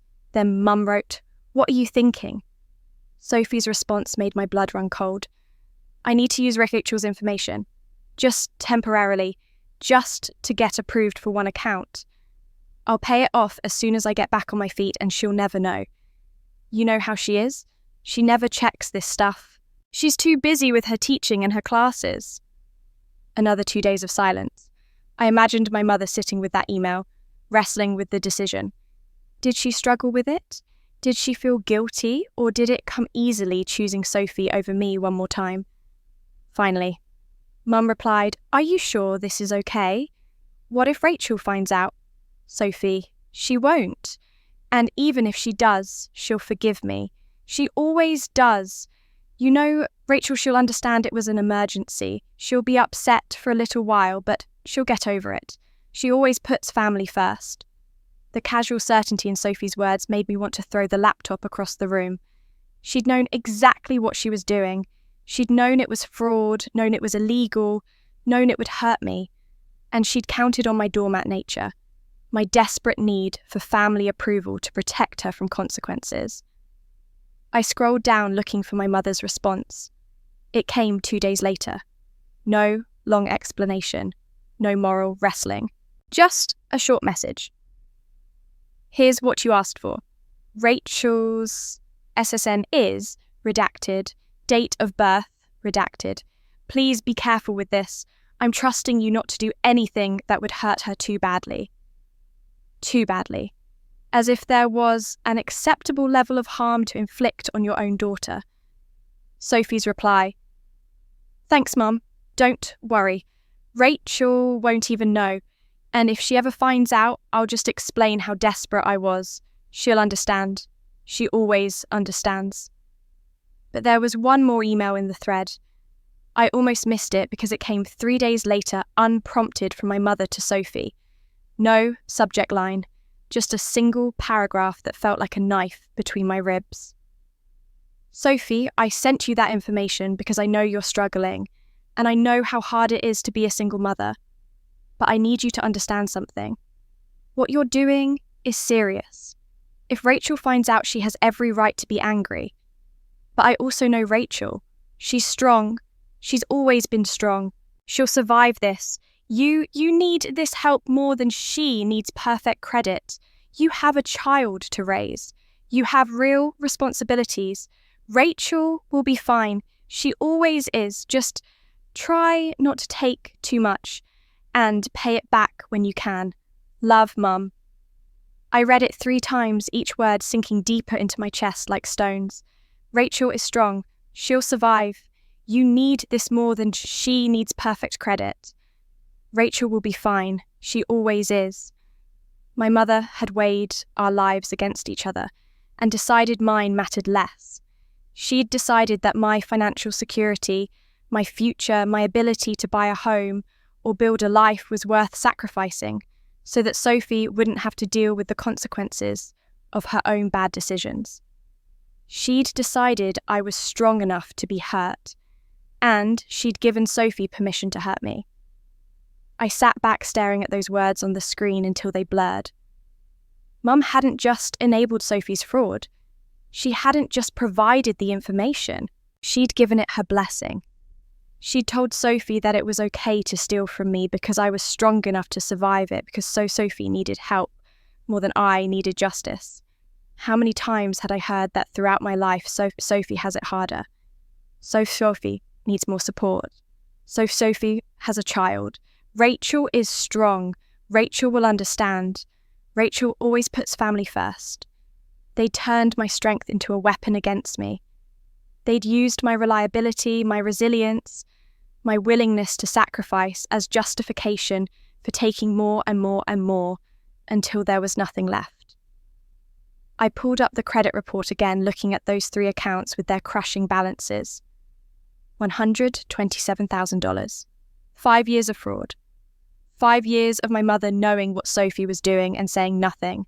5 years of watching my credit score plummet, watching me get denied for loans, watching me work myself to exhaustion to stay afloat, all while knowing exactly why it was happening and choosing to stay silent. My mother hadn't just failed to protect me. She'd actively helped Sophie destroy my financial future. And she'd done it while telling herself it was okay, because I was strong enough to take it. I thought about all the times I'd gone to her for advice, for comfort, for support. All the times I'd believed she loved me the same way she loved Sophie. All the times I'd trusted her to have my best interests at heart. She'd never had my interests at heart. She'd only had Sophie's. The betrayal I felt looking at Sophie's fraud had been painful. But this discovering that my own mother had been complicit, had made a calculated decision to sacrifice me for my sister's sake, this was something different. This was a wound that went so deep I couldn't even feel it yet. I was numb, frozen, staring at those words. Rachel is strong. She'll survive. You need this more, Sophie.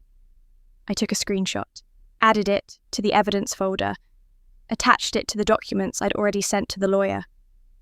Then I finally closed the laptop and sat in the dark of my studio apartment, alone with the full weight of the truth settling over me like a burial shroud. My mother had chosen Sophie over me, not just once, not just passively, but actively and deliberately.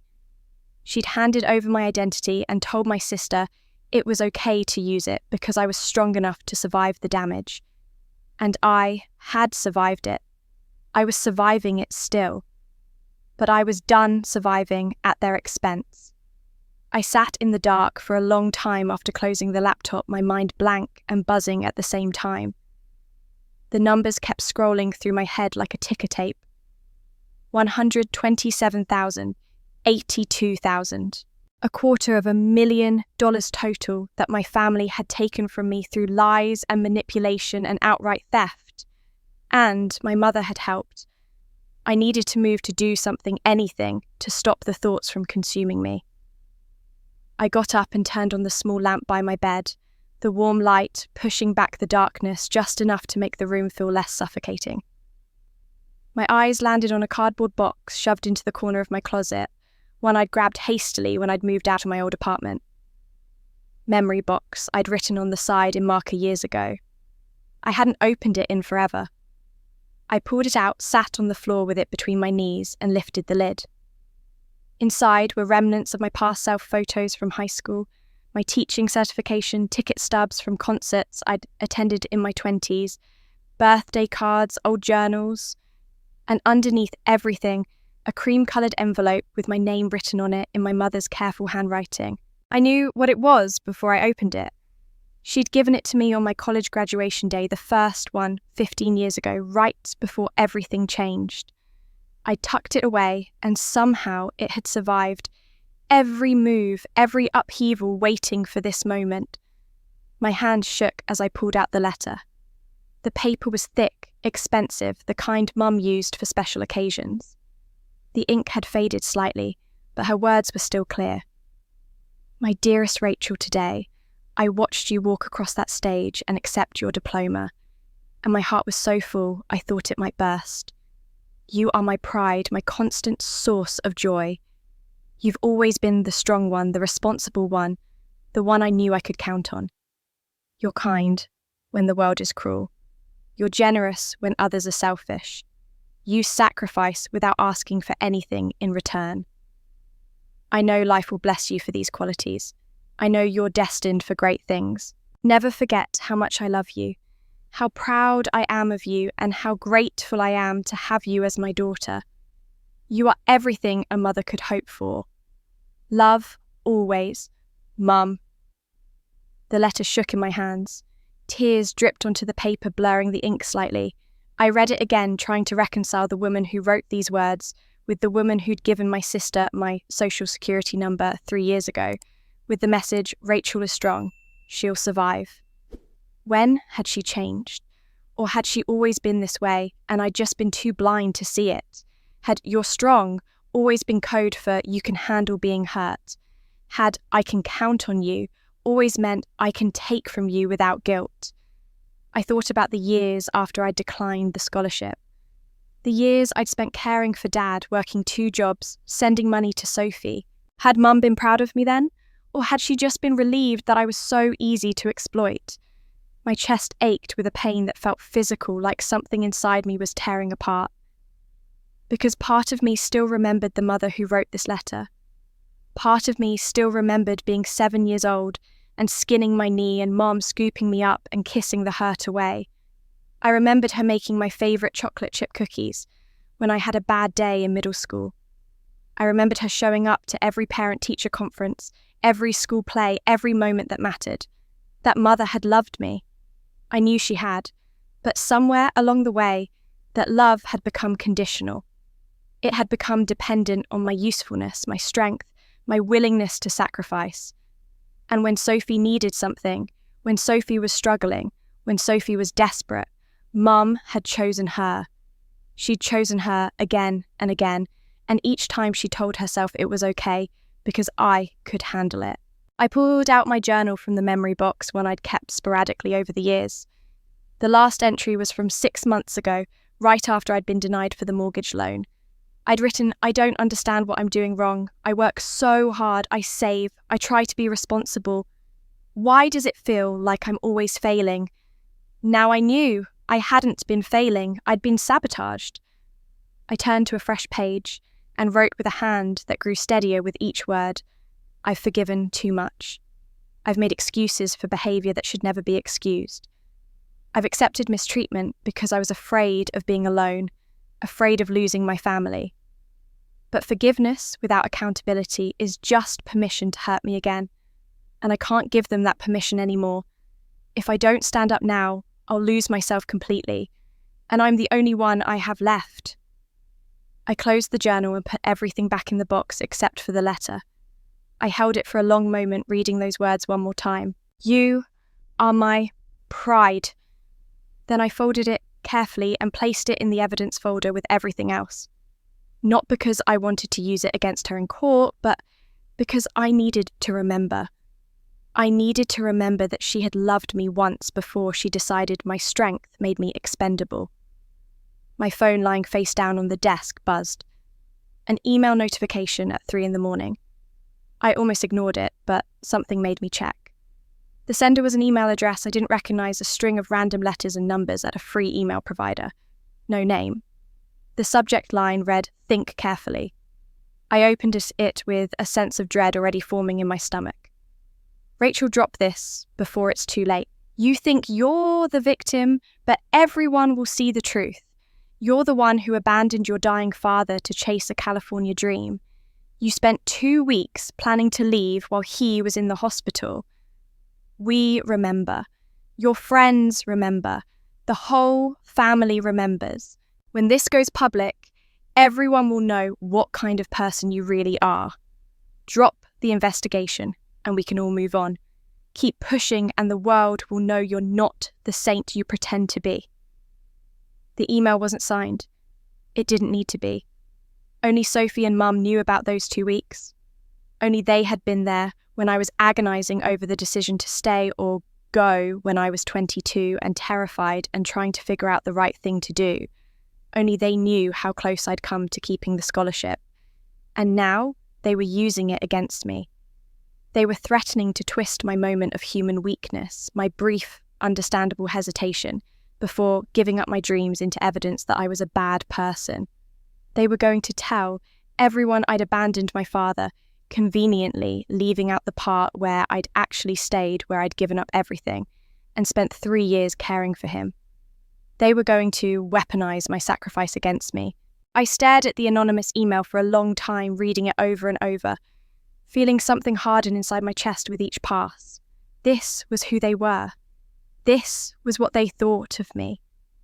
Not a person who'd given everything for them, but a weapon to be aimed back at myself when I finally tried to defend myself. My lawyer had emailed me earlier that evening, after I'd sent her the initial evidence. I'd seen the notification, but hadn't opened it yet, too overwhelmed by everything I was discovering. Now I pulled it up. Ms. Hayes, thank you for reaching out. Based on the evidence you've provided, you have a strong case for identity theft and fraud. I've attached the initial filing documents. If you're certain you want to proceed, please review sign electronically and return by end of week.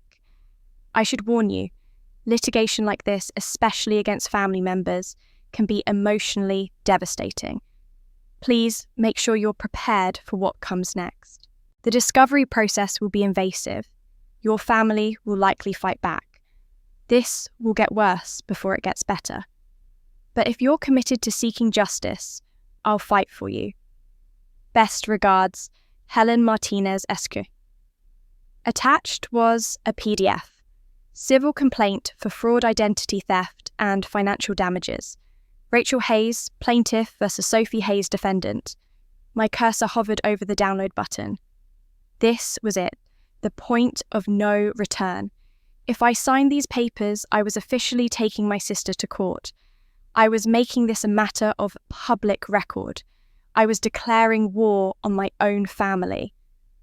The anonymous email sat open in another tab, threatening me with exposure, with humiliation, with having my worst moment, those 2 weeks of doubt 15 years ago, used to paint me as a villain. I thought about my mother's letter. You sacrifice without asking for anything in return. I thought about the email she'd sent Sophie. Rachel is strong. She'll survive. I thought about everything I'd given, everything I'd lost, everything they'd taken while smiling and telling me I was such a good sister, such a good daughter, such a good person. I downloaded the document. I read through it carefully, every word. Then I signed it electronically, my hand trembling but my signature clear and firm. I attached it to a reply email to Ms. Martinez. I'm prepared. File it.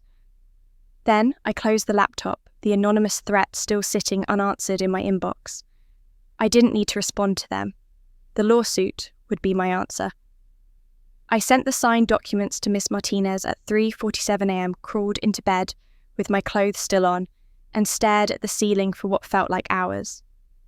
Sleep, when it finally came, was thin, wan and restless, the kind where you're half aware of every sound, every shift in the darkness. I kept dreaming about that anonymous email, about my mother's handwriting, about Sophie's face when Eli knocked the cake to the floor. The noise that woke me at 2 a.m. the following night was subtle at first, a soft scraping sound like something being dragged across wood. I lay there for a moment, disoriented, trying to place it. My apartment was small enough that every sound echoed. Maybe it was a neighbour. Maybe it was the wind rattling something outside. Then I heard it again, closer, inside my apartment, again. My heart slammed against my ribs. I reached for my phone on the nightstand, fingers fumbling in the dark, and pulled up the emergency call screen. Then I slid out of bed as quietly as I could and crept to my bedroom door, which I'd left cracked open a few inches. Through the gap, I could see into my living room.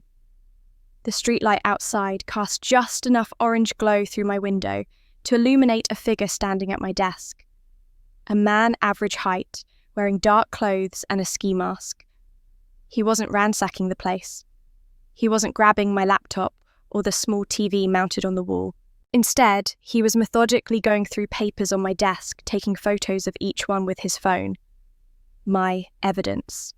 He was photographing my evidence. I pressed myself against the wall, hardly breathing, and dialed 911. The dispatcher's voice came through, and I whispered as quietly as I could. Someone broke into my apartment. I'm locked in the bedroom. He's still here. She kept me on the line, asking for my address, telling me police were on the way, telling me to stay quiet and stay safe. Through the door crack, I watched the intruder continue his work, calm and methodical. He didn't seem panicked. He wasn't rushing. He photographed document after document, then started opening my laptop. That's when I noticed his hands. Even in the dim light, even with the ski mask obscuring his face, I could see the gold wedding band on his left ring finger. And something about the ring looked familiar. Sirens wailed in the distance, growing louder. The intruder's head snapped up. He closed my laptop, shoved his phone in his pocket, and moved toward my front door. I heard it open and close, heard footsteps running down the exterior stairs. Then silence. The police arrived 3 minutes later. I emerged from my bedroom, shaking, wrapped in a blanket an officer had given me, and watched as they processed the scene. 2 officers went through my apartment with flashlights while a detective asked me questions. What time did I notice the intruder? Did I see his face? Did he take anything? I don't think so, I said, my voice still unsteady. He was photographing papers, documents on my desk. He wasn't stealing anything physical. The detective, a woman in her 40s named Rodriguez, looked at me thoughtfully. What kind of documents? Financial records? Evidence I've been collecting for a lawsuit? Her expression shifted, became more focused. A lawsuit against whom? My sister, for fraud and identity theft. Detective Rodriguez nodded slowly. Have you received any threats? I showed her the anonymous email. She photographed it with her own phone, then continued examining my apartment. She spent a long time at my desk, dusting for fingerprints, photographing everything. Then she called me over. Ms. Hayes, we found a clear print on your desk. The intruder must have taken off his glove for a moment, maybe, to use his phone more easily. We'll run it through the system, see if we get a match. The results came back within 2 hours. Detective Rodriguez called me at 4:30 a.m., just as the sun was starting to lighten the sky. Ms. Hayes, we have a match on that fingerprint. It belongs to Mark Hayes. Any relation? My mouth went dry. He's my sister's ex-husband. They're separated, but not officially divorced. Interesting. There was a pause. Here's the thing, he didn't actually steal anything. He didn't vandalize. He just photographed documents. That's still breaking and entering, and we can press charges if you want. But I'm wondering if there's more to this story. Sometimes people do desperate things when they're trying to protect themselves. I thought about Mark slipping me that note at the dinner, about the fear in his eyes, about the joint account he'd given me access to. Can I talk to him first? I asked. Before you arrest him. Detective Rodriguez was quiet for a moment. That's not standard procedure, but given the circumstances, I'll give you 24 hours. If he's willing to come in voluntarily and explain himself, we might be able to work something out. Call me tomorrow. I thanked her and hung up. Then I pulled out the note Mark had given me, the one with his phone number scrawled at the bottom. I called it. He answered on the first ring. Rachel? His voice was rough, exhausted. I'm sorry. God, I'm so sorry. The police know it was you, Mark. They have your fingerprints. Silence. Then, I know. I realised I'd taken my glove off for a second when I was trying to get a clearer photo. I'm an idiot. Why? My voice cracked. Why did you break into my apartment? I needed to see your documents, he said quickly. I needed to know what evidence you had because I need to protect myself and Eli. Rachel, I didn't come to hurt you or steal from you. I came because I'm on your side, Shay. Breaking into someone's apartment isn't how you show you're on their side. I know, but I couldn't risk reaching out normally. Sophie monitors everything, my phone, my email, everything. If she knew I was talking to you, if she knew I was helping you... He took a shaky breath. She threatened me, Rachel. 2 years ago, when I tried to divorce her, she said if I went through with it, she'd tell everyone I hit her. She'd fabricate evidence, she'd make sure I never saw Eli again. And I believed her because I'd seen what she did to you. I sat down on my couch processing this. What do you mean, what she did to me? I've been keeping records for 2 years, Mark said. Every conversation, every transaction, every time she did something illegal or unethical, I recorded it all because I knew one day I'd need proof to protect Eli. And Rachel, she opened a credit account in Eli's name, our 10-year-old son. She's already destroyed his credit before he's old enough to understand what credit even is. The room tilted. She used Eli $5,000 on a credit card in his name. He's 10. She's been making minimum payments so it doesn't show up as delinquent yet, but it's there sitting on his credit report waiting to ruin his future. That's when I knew I couldn't stay silent anymore. I could let her destroy me, but I couldn't let her destroy our son. I heard something break in Mark's voice, something that sounded like years of accumulated pain finally finding its way out. So I broke into your apartment to copy your evidence because I was afraid Sophie would find a way to destroy it, he continued. If she knows you have those documents, she'll come after them. She'll try to steal them or manipulate you into dropping the case. But if I have copies, if I have backup, she can't erase everything. We can protect each other. You could have just asked me. I know, I should have. But I was terrified and desperate and not thinking clearly. He paused. Rachel, there's something else you need to know. Sophie didn't learn how to do this on her own. Someone taught her. Someone showed her how to forge signatures, how to open fraudulent accounts, how to work the system. My mother. He was talking about my mother. But before I could say anything, Mark continued. I have everything on a USB drive. 2 years of recordings, emails, bank statements, photos of documents. Everything you need to win your case and everything I need to protect Eli.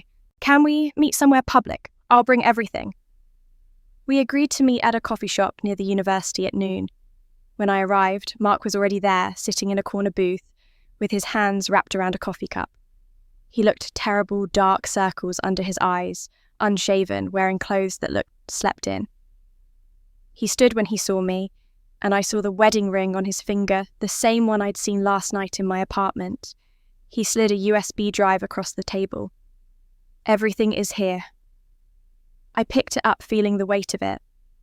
Mark, why are you doing this? If Sophie finds out you helped me, she'll do what she's going to do anyway, he said quietly. I'm done being her prisoner. Rachel, I've been trapped for 12 years afraid to leave because I thought she'd take Eli from me. But if I don't fight back now, Eli grows up thinking her behaviour is normal. He grows up thinking it's okay to manipulate and steal and hurt people, as long as you can get away with it. I can't let that happen. His eyes met mine, and I saw something I recognised. The exhaustion of someone who'd been carrying a burden too heavy for too long. There's someone above her, Mark whispered, leaning forward. Someone who taught her how to do all of this. And if we're going to really win, we need to expose them too. He didn't need to say who, we both knew. How long do you need to prepare the lawsuit? He asked. I looked down at the USB drive in my hand. My lawyer said she could file within 2 weeks. Maybe less with this evidence. Mark nodded slowly. Then we have 2 weeks to make sure Sophie doesn't find out what we're planning. He stood preparing to leave, then turned back. Rachel, thank you for not calling the police on me, for listening, for giving me a chance to make this right. I watched him walk out of the coffee shop, shoulders hunched against the cold wind. Then I plugged the USB drive into my laptop. The files that opened made my stomach drop.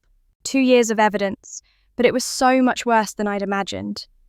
I spent 3 hours in that coffee shop going through Mark's files, spreadsheets tracking every fraudulent transaction, audio recordings of Sophie on the phone with creditors using my name and social security number as if they were hers, photos of forged documents, emails between Sophie and various financial institutions where she impersonated me, and worst of all, a credit report for Eli Hayes, age 10, showing a Discover card with a $5,000 balance and 18 months of payment history.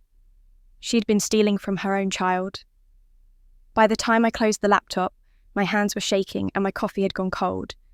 This wasn't just fraud. This was systematic, calculated theft spanning years.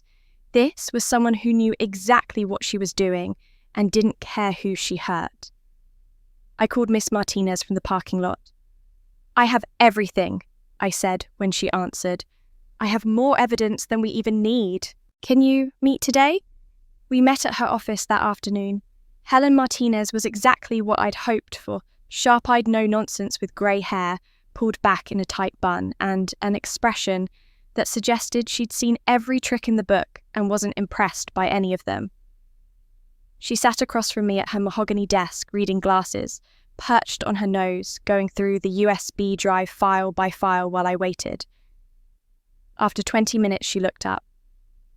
"Ms. Hayes, this is one of the most well-documented fraud cases I've seen in my career.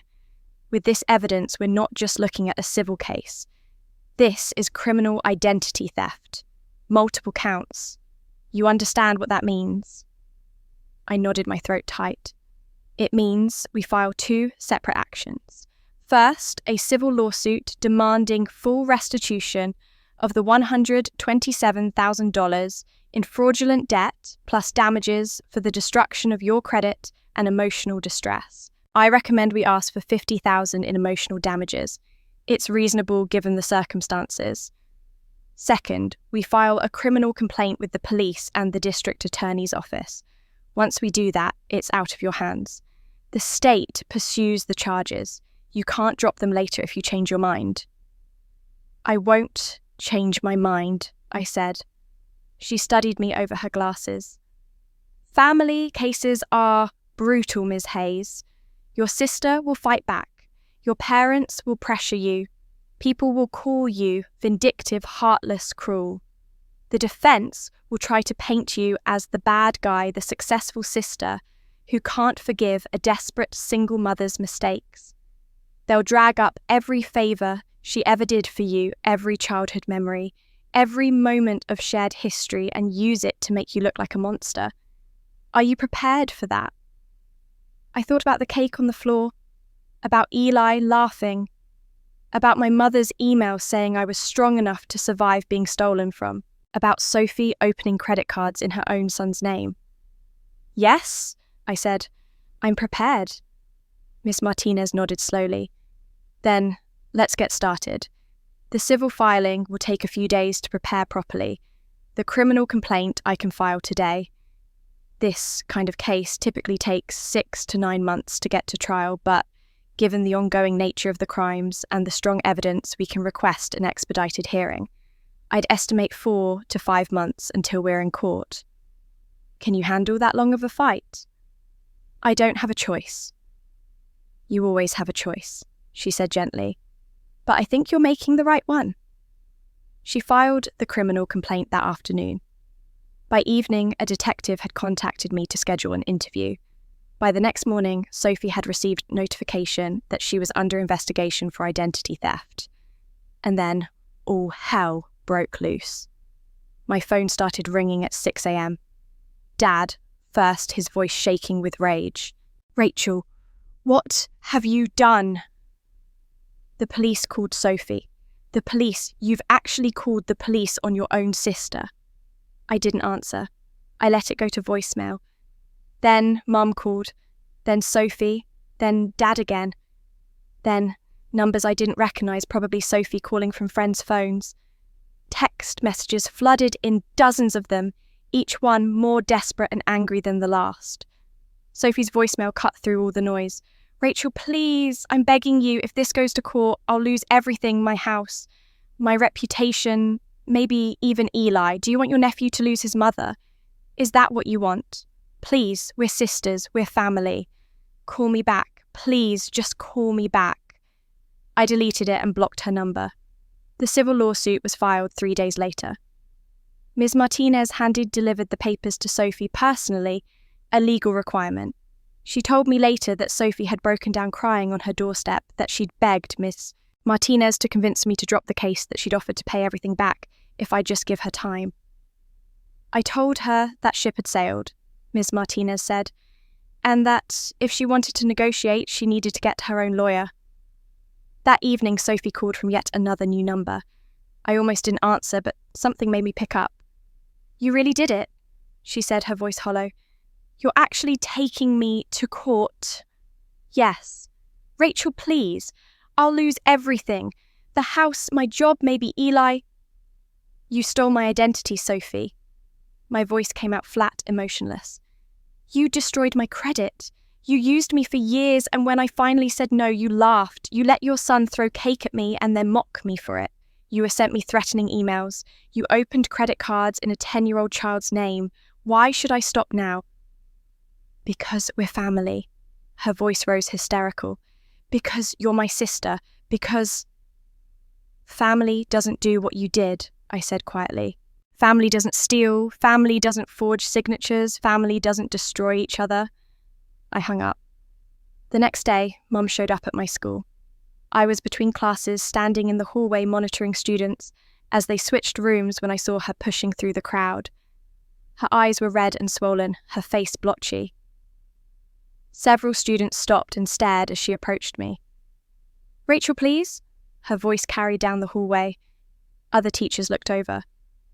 "Please, you have to stop this. You're destroying your sister. You're destroying our family." I felt my face burn with embarrassment. "Mum, this isn't the place." "Where else can I talk to you? You won't answer my calls. You've moved and won't tell us where you live. What am I supposed to do?" Tears streamed down her face. "Please, honey. Sophie made mistakes, but she's sorry. She's so sorry. Can't we work this out as a family? Do we really need lawyers and police and courts?" Students were definitely staring now. I saw my principal, Dr. Morrison, start walking our direction. "If Sophie did nothing wrong," I said quietly, "then the court will prove it. But if she's guilty, she needs to take responsibility." "She has a child, Rachel, your nephew. Where's he supposed to live if Sophie goes to jail?" "Maybe she should have thought of that before she committed crimes." Mum's face crumpled. "I never thought you could be so heartless." Dr. Morrison reached us then, placing a gentle hand on my mother's shoulder. "Ma'am, I'm going to have to ask you to leave the school grounds. This isn't appropriate." Mum looked at me one more time, her eyes pleading, then turned and walked away. I stood there while students whispered and pointed, feeling like I was back in high school myself, humiliated in front of everyone. That afternoon, Dr. Morrison called me into his office. "Rachel, I don't know what's going on with your family, but I need you to know if it becomes a distraction to your work or the school environment, we'll need to address it." "I understand," I said. "It won't happen again." But it did happen again. Dad came to the school 2 days later. Then Sophie tried to corner me in the grocery store parking lot. My family was everywhere, relentless, begging and threatening and crying, trying everything they could to make me drop the case. I stopped answering my phone entirely. I changed my grocery store. I varied my route to work. I lived like someone in witness protection, constantly looking over my shoulder. Ms. Martinez called me a week after filing. "Rachel, I need to warn you about something." The local paper picked up the story. "It's going to run tomorrow." My stomach dropped. "What?" "Civil lawsuits are public record. A reporter did some digging, found the filing, and wrote a piece. It's sympathetic to you, actually focuses on identity theft and family exploitation, but it's still going to put you in the spotlight." The article ran on page 3 of the local section. "Local teacher sues sister for $127,000 fraud. Family drama explodes." By noon, it had been shared on social media 300 times. By evening, my inbox was full of messages from people I hadn't spoken to in years. And by the next morning, everyone in my entire life knew exactly what my family had done to me. There was no going back now. The article changed everything and nothing at the same time.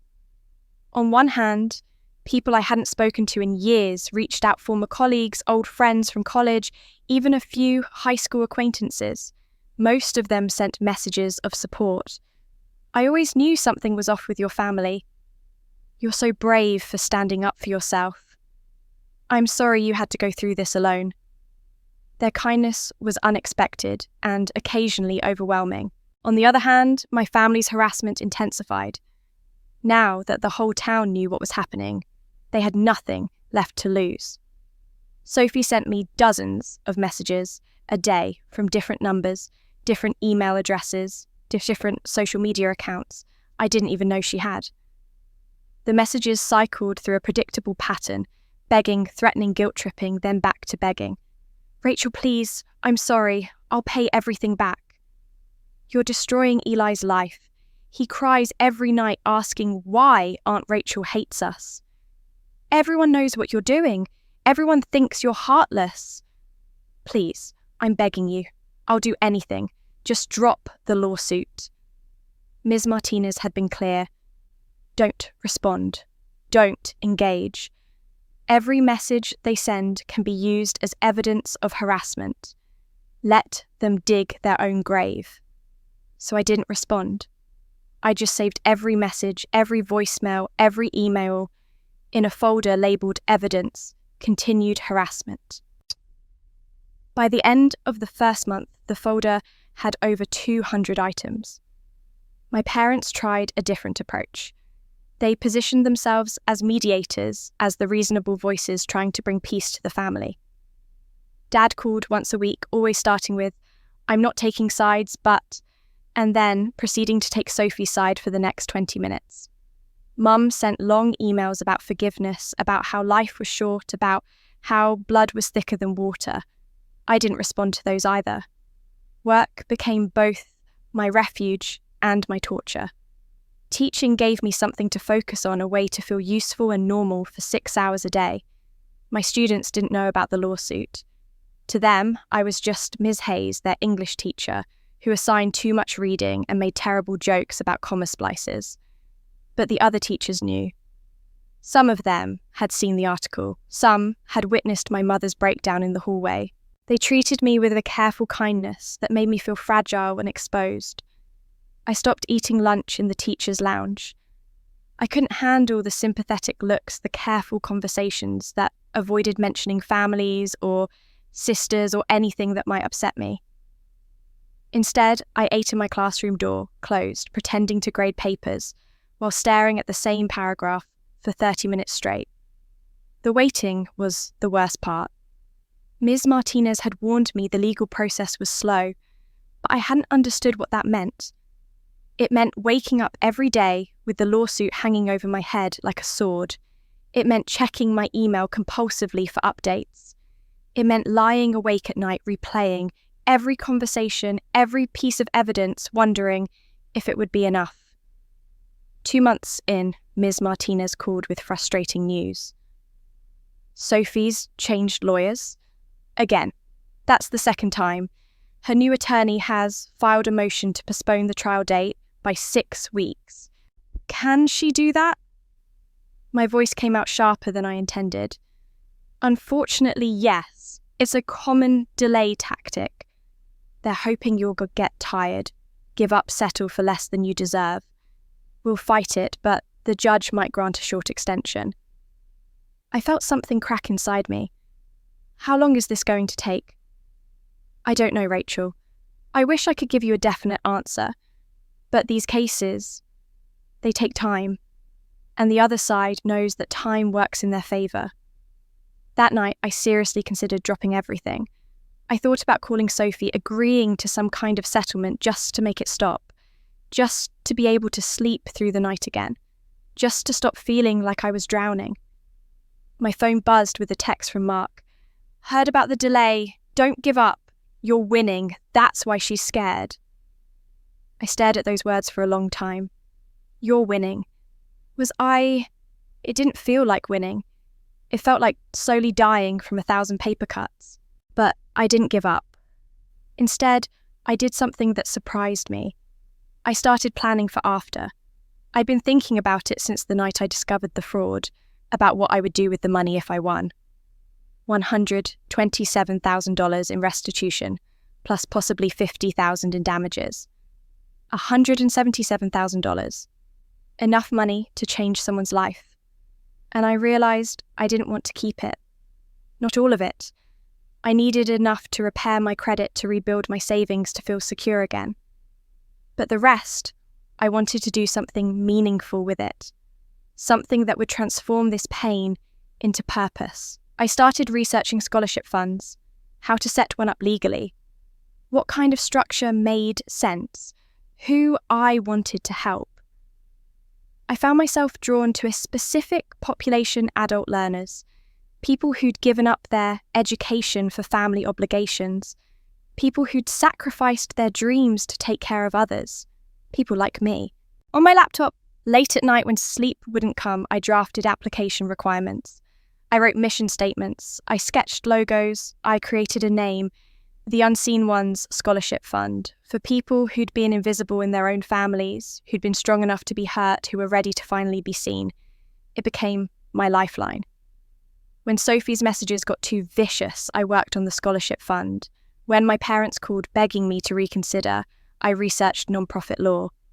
When the weight of the lawsuit felt unbearable, I wrote descriptions of the kind of students I wanted to help.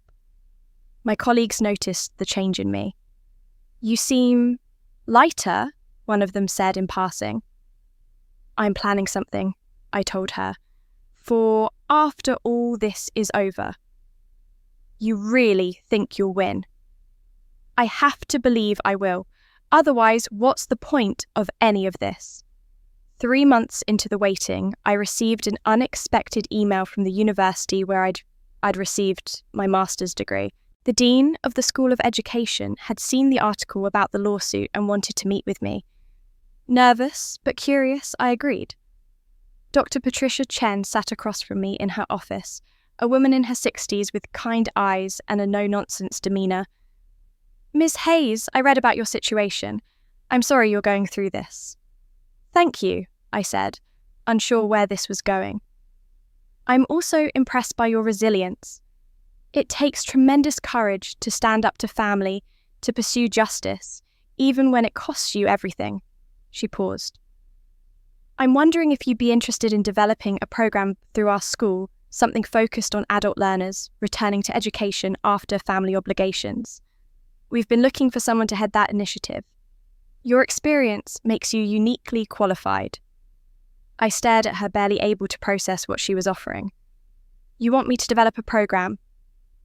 If you're interested, it would be a part-time position initially in addition to your teaching, but it could grow into something significant. We'd have resources to offer scholarships, support services, advocacy. I think you could make a real difference." For the first time in months, I felt something other than exhaustion and dread. I felt hope.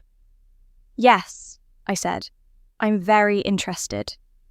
We shook hands, and as I walked out of her office into the afternoon sun, I felt lighter than I had in years.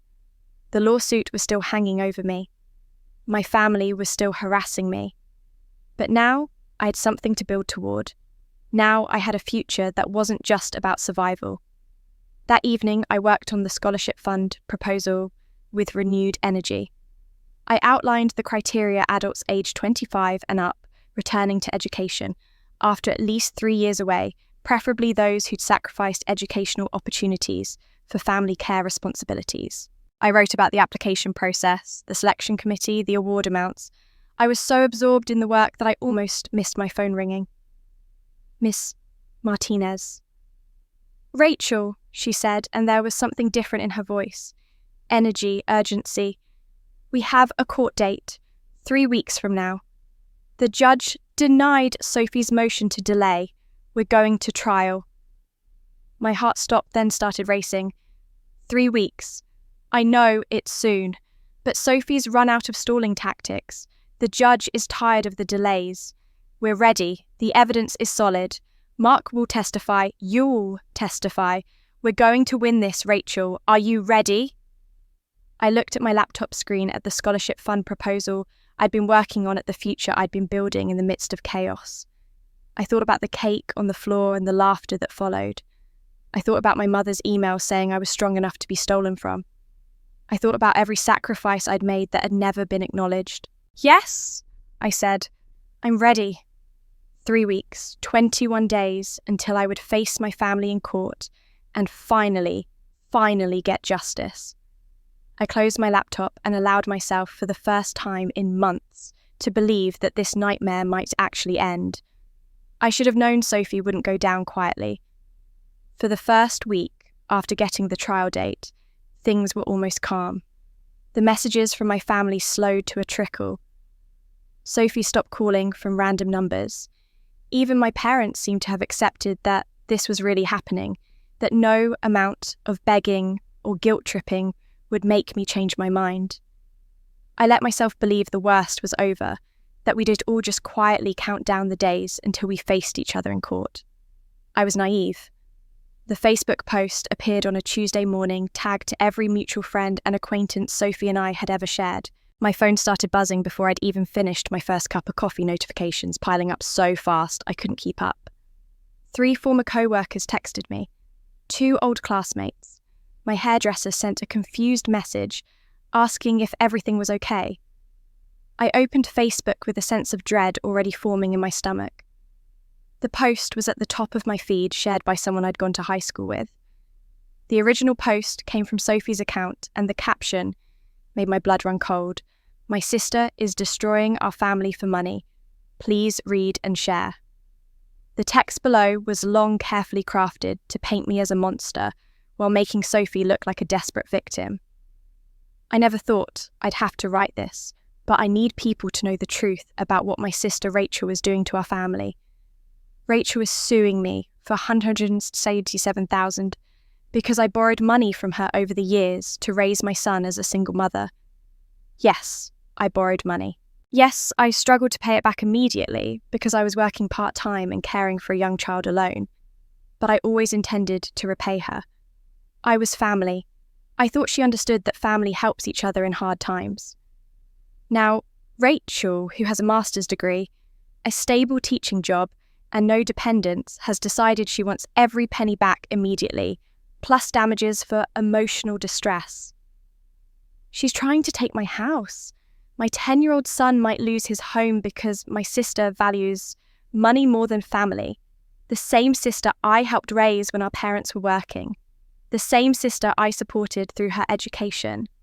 The same sister who used to tell me we'd always be there for each other. I don't know what happened to her, but this isn't the Rachel I grew up with. I'm sharing this because I want people to know what's really happening. I'm not a criminal. I'm a single mother who made mistakes and needed help. And now I'm being punished for trusting my own sister. If you've ever been in a difficult situation, if you've ever needed family to have your back, please share this. Thank you for letting me tell my side of the story. Below the text were photos. Sophie and me as children smiling with our arms around each other. Sophie holding baby Eli looking exhausted but radiant. A screenshot of what looked like a bank transfer from me to Sophie with Sophie's caption, "One of many times Rachel helped me, now she wants it all back with interest." The post had been up for 3 hours and already had over 400 shares. The comments were brutal. "Your sister sounds heartless. Family should forgive. How can she call herself a teacher when she has no compassion? This is why I don't trust people with degrees. They think they're better than everyone else. Praying for you and Eli. Your sister will get what's coming to her." My hands were shaking so hard I almost dropped my phone. Every word in Sophie's post was a lie or a manipulation. She hadn't borrowed money, she'd stolen my identity and opened credit cards.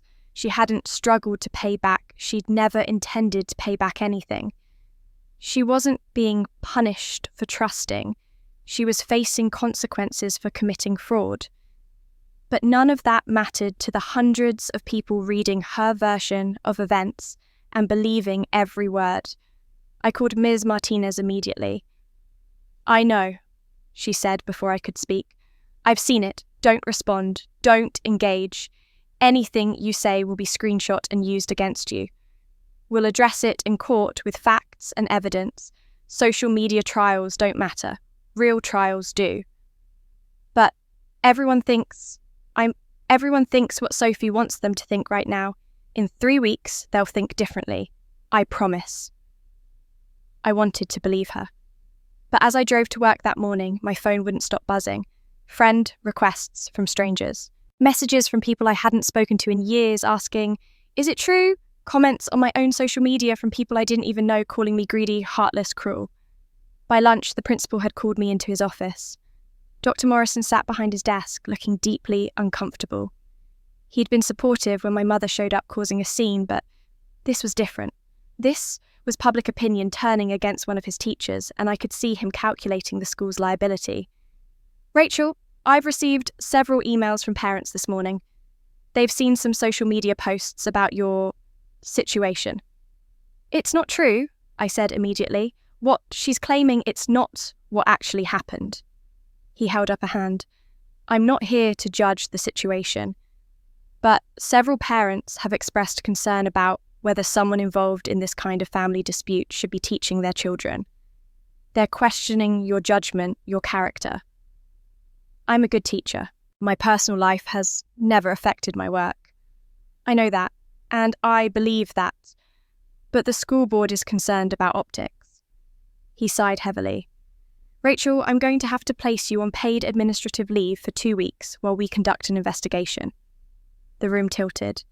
An investigation into whether this situation creates a conflict with school policy regarding teacher conduct and reputation. It's standard procedure when complaints are filed. "I'm sorry." "You're suspending me because my sister posted lies about me on Facebook." "I'm not suspending you. I'm placing you on temporary leave. You'll receive full pay, and I expect this will be resolved quickly, but I have to follow protocol." I walked out of his office in a daze. My colleagues stared as I packed up my classroom. Some looked sympathetic. Others looked away, uncomfortable. By the time I reached my car, I was fighting back tears. That evening it got worse.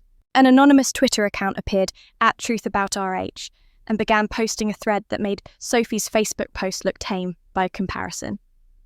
Everyone praising Rachel Hayes as brave should know the real story.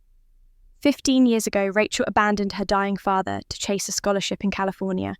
Her father had a massive stroke, needed round-the-clock care. Rachel was already accepted to UCLA with a full ride. She spent 2 weeks deciding whether to go or stay. Her mother had to beg her to stay and take care of her own father. She eventually stayed, but only after her family made her feel guilty enough. Now she's rewriting history, acting like she is some kind of martyr who sacrificed everything. The truth, she almost didn't sacrifice anything. She only stayed because her mother cried and begged. That's not sacrifice. That's doing the bare minimum after being shamed into it. And now she's punishing her sister for needing help. Rachel Hayes is not a victim. She's a vindictive woman who's always resented her family for holding her back. This lawsuit is revenge, pure and simple. Share this so people know what kind of person she really is. Attached were screenshots I didn't know where they came from, of college emails I'd sent to friends 15 years ago. Messages where I'd been venting about the impossible choice I faced, where I'd expressed anger and resentment about giving up my scholarship. Private messages where I'd admitted I wasn't sure what to do, that I felt trapped, that I wanted to go to California but felt obligated to stay. They'd taken my most vulnerable, honest moments and weaponized them. The thread was retweeted hundreds of times within hours. People I'd never met were calling me selfish, ungrateful, a bad daughter. Some comments suggested I'd never wanted to take care of my father, that I'd been forced into it and had resented him the whole time. Others said I was clearly money-hungry and vindictive, using this lawsuit to punish my family for ruining my California dream. I sat in my dark apartment, curtains drawn, watching my phone light up with notification after notification. Hate messages, angry emails, comments on every photo I'd ever posted, every status update, every public moment of my life being picked apart and judged by strangers. I thought about responding, about posting my own explanation, about showing everyone the evidence I had. But Ms. Martinez's words echoed in my head. Don't engage, it doesn't matter. But it felt like it mattered.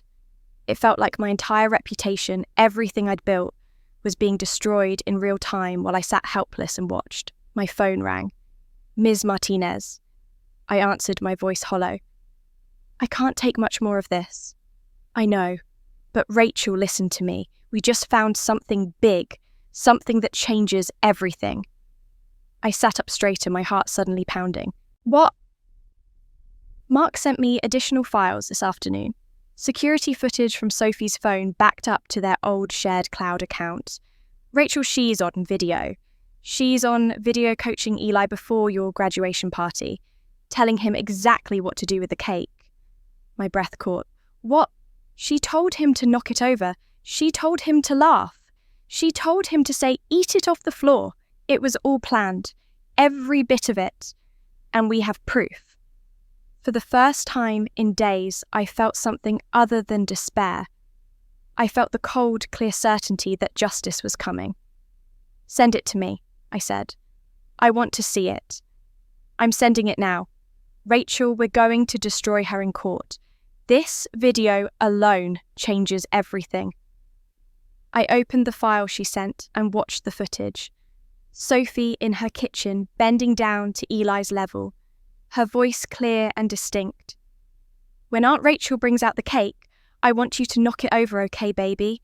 Just run past and knock it really hard. Then say, eat it off the floor.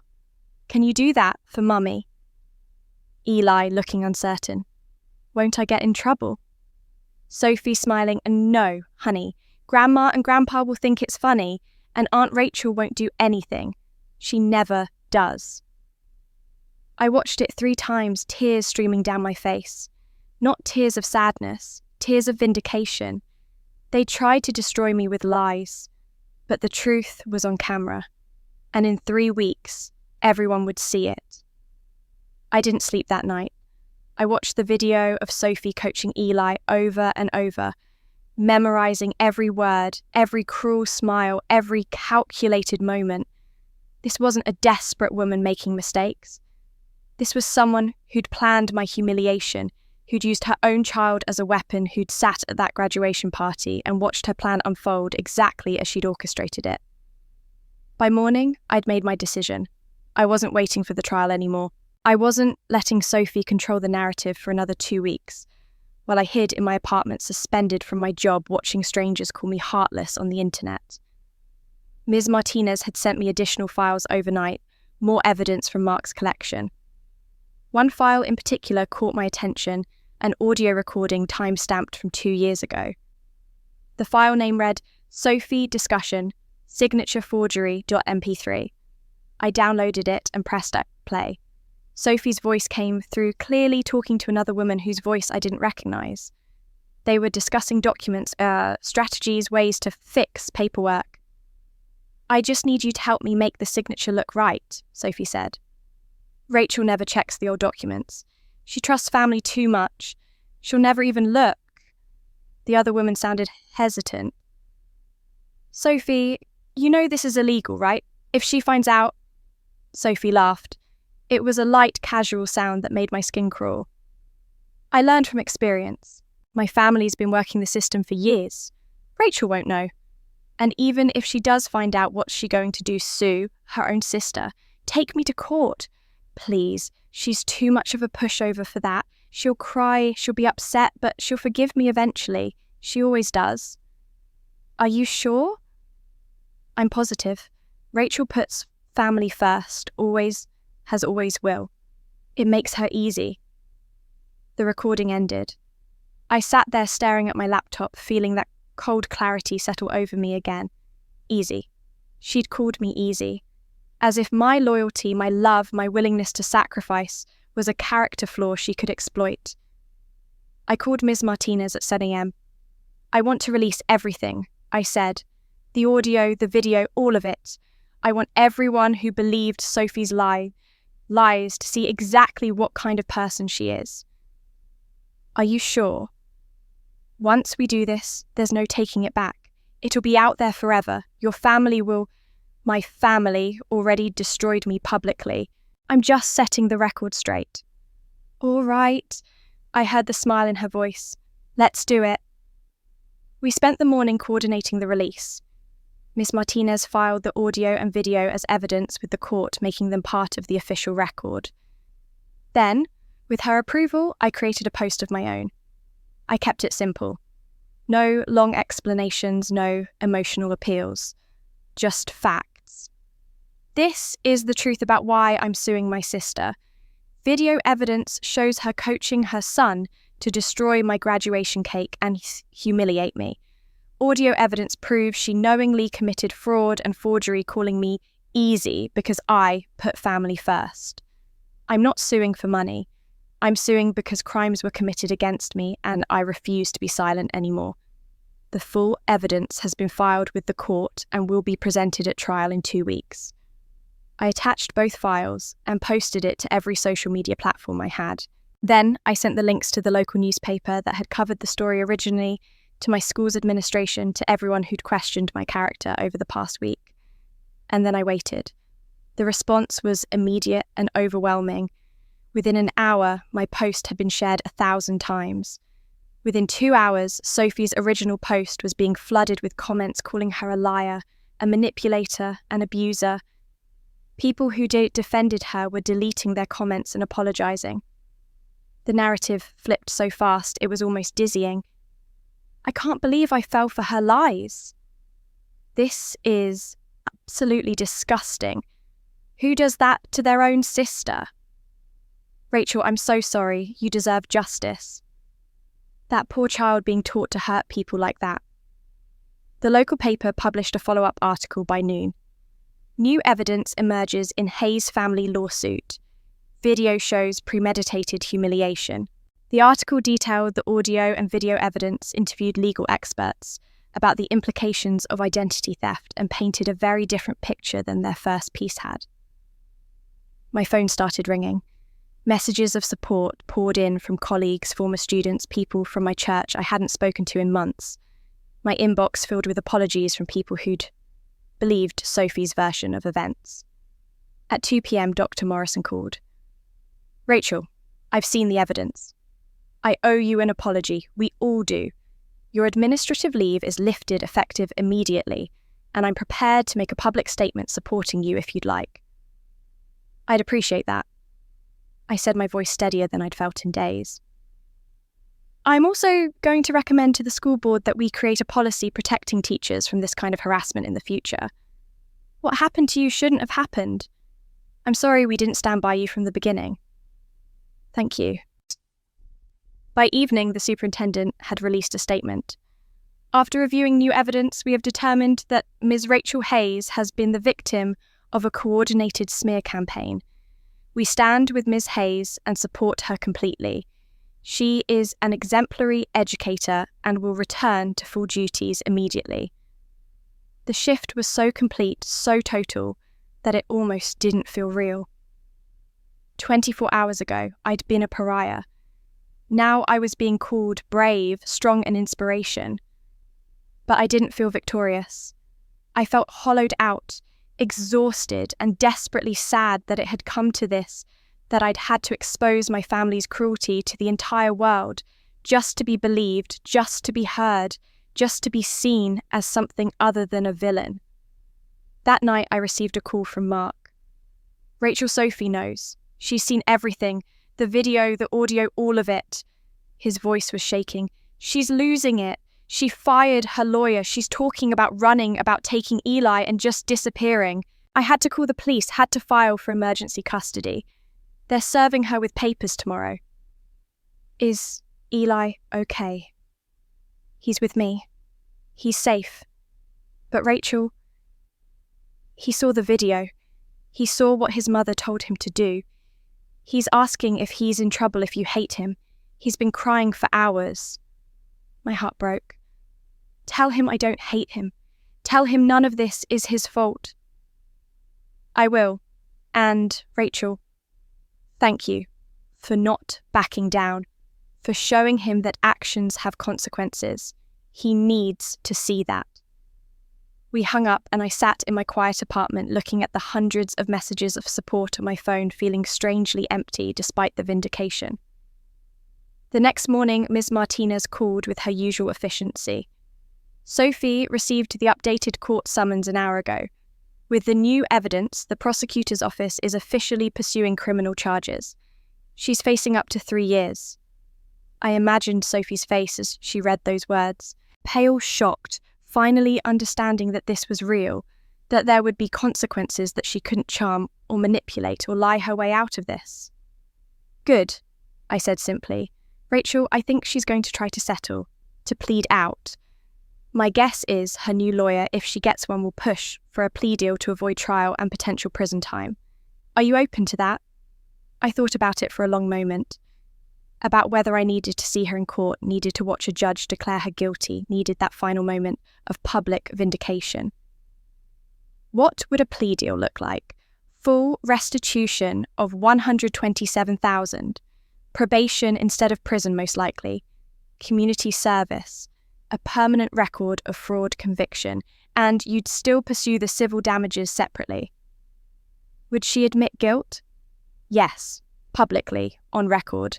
She'd have to explain in detail what she did and acknowledge it was wrong. I closed my eyes, seeing that cake on the floor, hearing Eli's laughter, remembering every moment of pain. Let her lawyer make an offer, I said, but I'm not promising anything. She doesn't get to escape consequences just because she's finally scared. Understood. As I hung up, I realized something had shifted in me. I wasn't the easy sister anymore. I wasn't the one who forgave automatically, who put family first no matter the cost, who stayed silent to keep the peace. I was someone who demanded justice, and I was finally going to get it. The courtroom was smaller than I'd imagined, more cramped and ordinary. No dramatic wood panelling or soaring ceilings like in the movies, just fluorescent lights, beige walls and rows of wooden benches that creaked when you shifted your weight. I sat beside Ms. Martinez at the plaintiff's table, my hands folded tightly in my lap to keep them from shaking. Across the aisle, Sophie sat with her new lawyer, Mr. Gerald Preston. He was exactly what Ms. Martinez had warned me about: silver-haired, expensive suit, the kind of practiced charm that probably worked on juries. Sophie wore a modest dress, minimal makeup, her hair pulled back simply. She looked small, vulnerable, nothing like the woman who'd coached her son to humiliate me. The judge, a woman in her early 60s named Judge Patricia Morrison, took her seat and reviewed the case file. We're here today for Hayes v. Hayes civil case regarding fraud and identity theft. Mr. Preston, you may begin. What followed was a masterclass in manipulation. Mr. Preston presented document after document emails where I supposedly agreed to co-sign various accounts letters, where I offered to help Sophie financially, even a handwritten note that looked disturbingly like my writing saying, "Whatever you need, I'm here for you." Miss Martinez objected repeatedly. Your Honour, we have expert testimony that these signatures are forged, and we have expert testimony that they're genuine, Miss Preston countered smoothly. Ms. Hayes has an established pattern of helping her sister financially.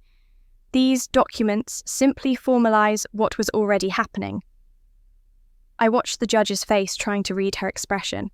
She looked sceptical, but not convinced either way. Then Sophie took the stand. She cried beautifully. Not the ugly, desperate crying I'd seen from her in private, but delicate tears that rolled down her cheeks while she maintained eye contact with the judge.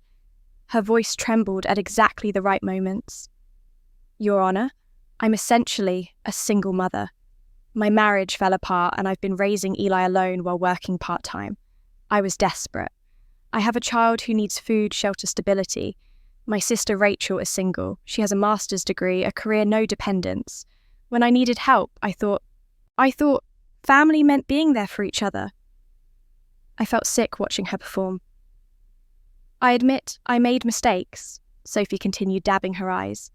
I should have communicated better, been more organised with payments.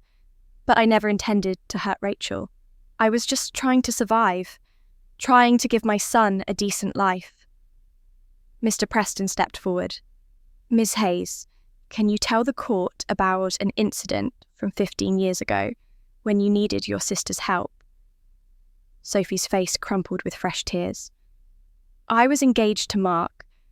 We'd found a small apartment, were planning a modest wedding, but I needed $5,000 to cover deposits and the wedding itself. I asked Rachel to lend it to me. She had savings from working. She could have helped. Her voice broke, but she said no. She said she was saving for her education, so I had to borrow from a payday lender at 20% interest. That debt followed me for years. It almost destroyed my marriage before it even began. And I never stopped wondering why my sister chose money over helping me start my life. The courtroom murmured. I saw several people in the gallery, reporters probably scribbling notes. One woman shook her head, looking at me with what seemed like disappointment. Judge Morrison's expression shifted. Not dramatically, but enough that I noticed. Her gaze moved to me, questioning, as if reassessing everything she'd heard. My throat went dry. Ms. Martinez leaned over and whispered, "Don't react, we have our turn." But sitting there watching Sophie twist our history, watching the judge's face register doubt, I felt the ground shifting under me. We were losing. Ms. Martinez stood and her voice cut through the courtroom with quiet authority. "Your Honour, I'd like to call Mr. Mark Hayes to the stand." The murmuring in the courtroom stopped.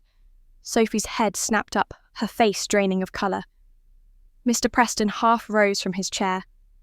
"Objection, Your Honour. Mr. Hayes wasn't listed as a witness.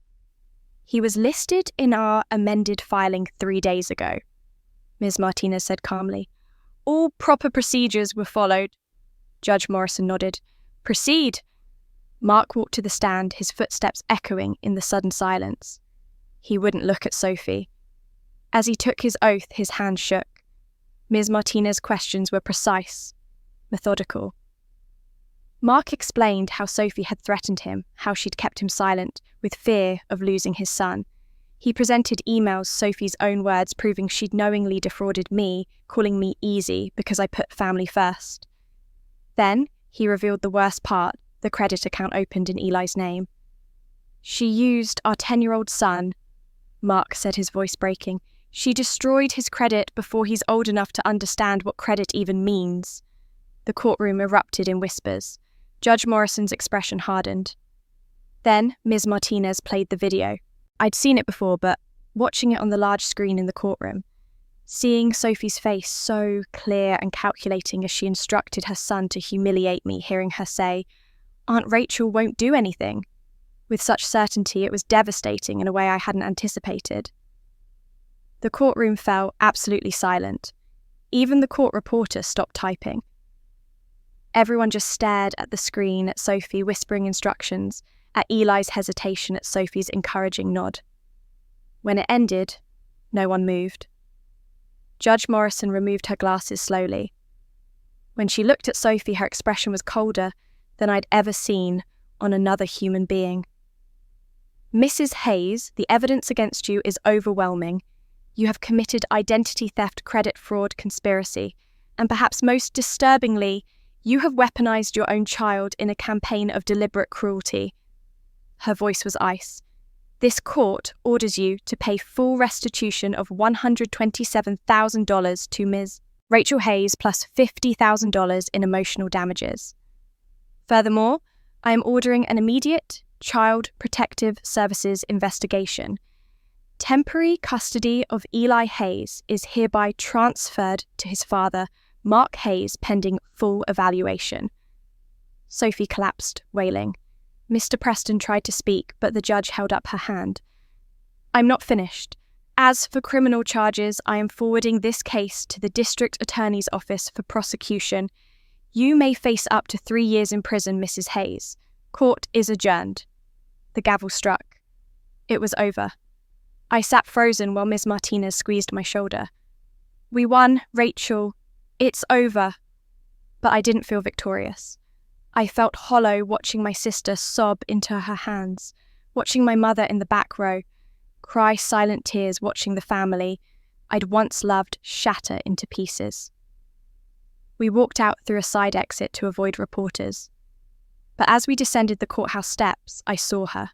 Sophie, sitting on the concrete, hunched over, crying like her world had ended.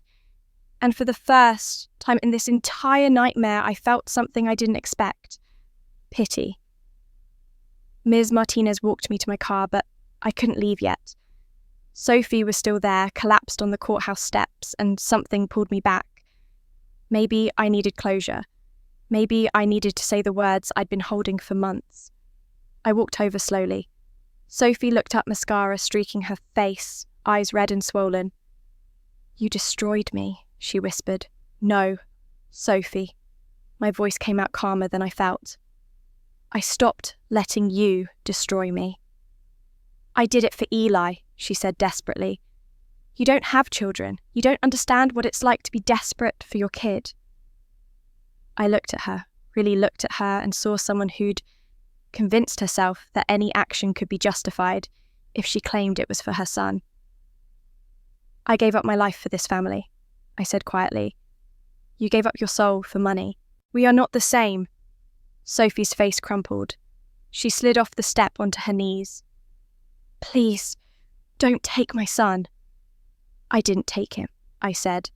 "You lost him the day you taught him to hurt people." I turned and walked away, her sobs following me across the parking lot. 2 days later, my parents came to my apartment.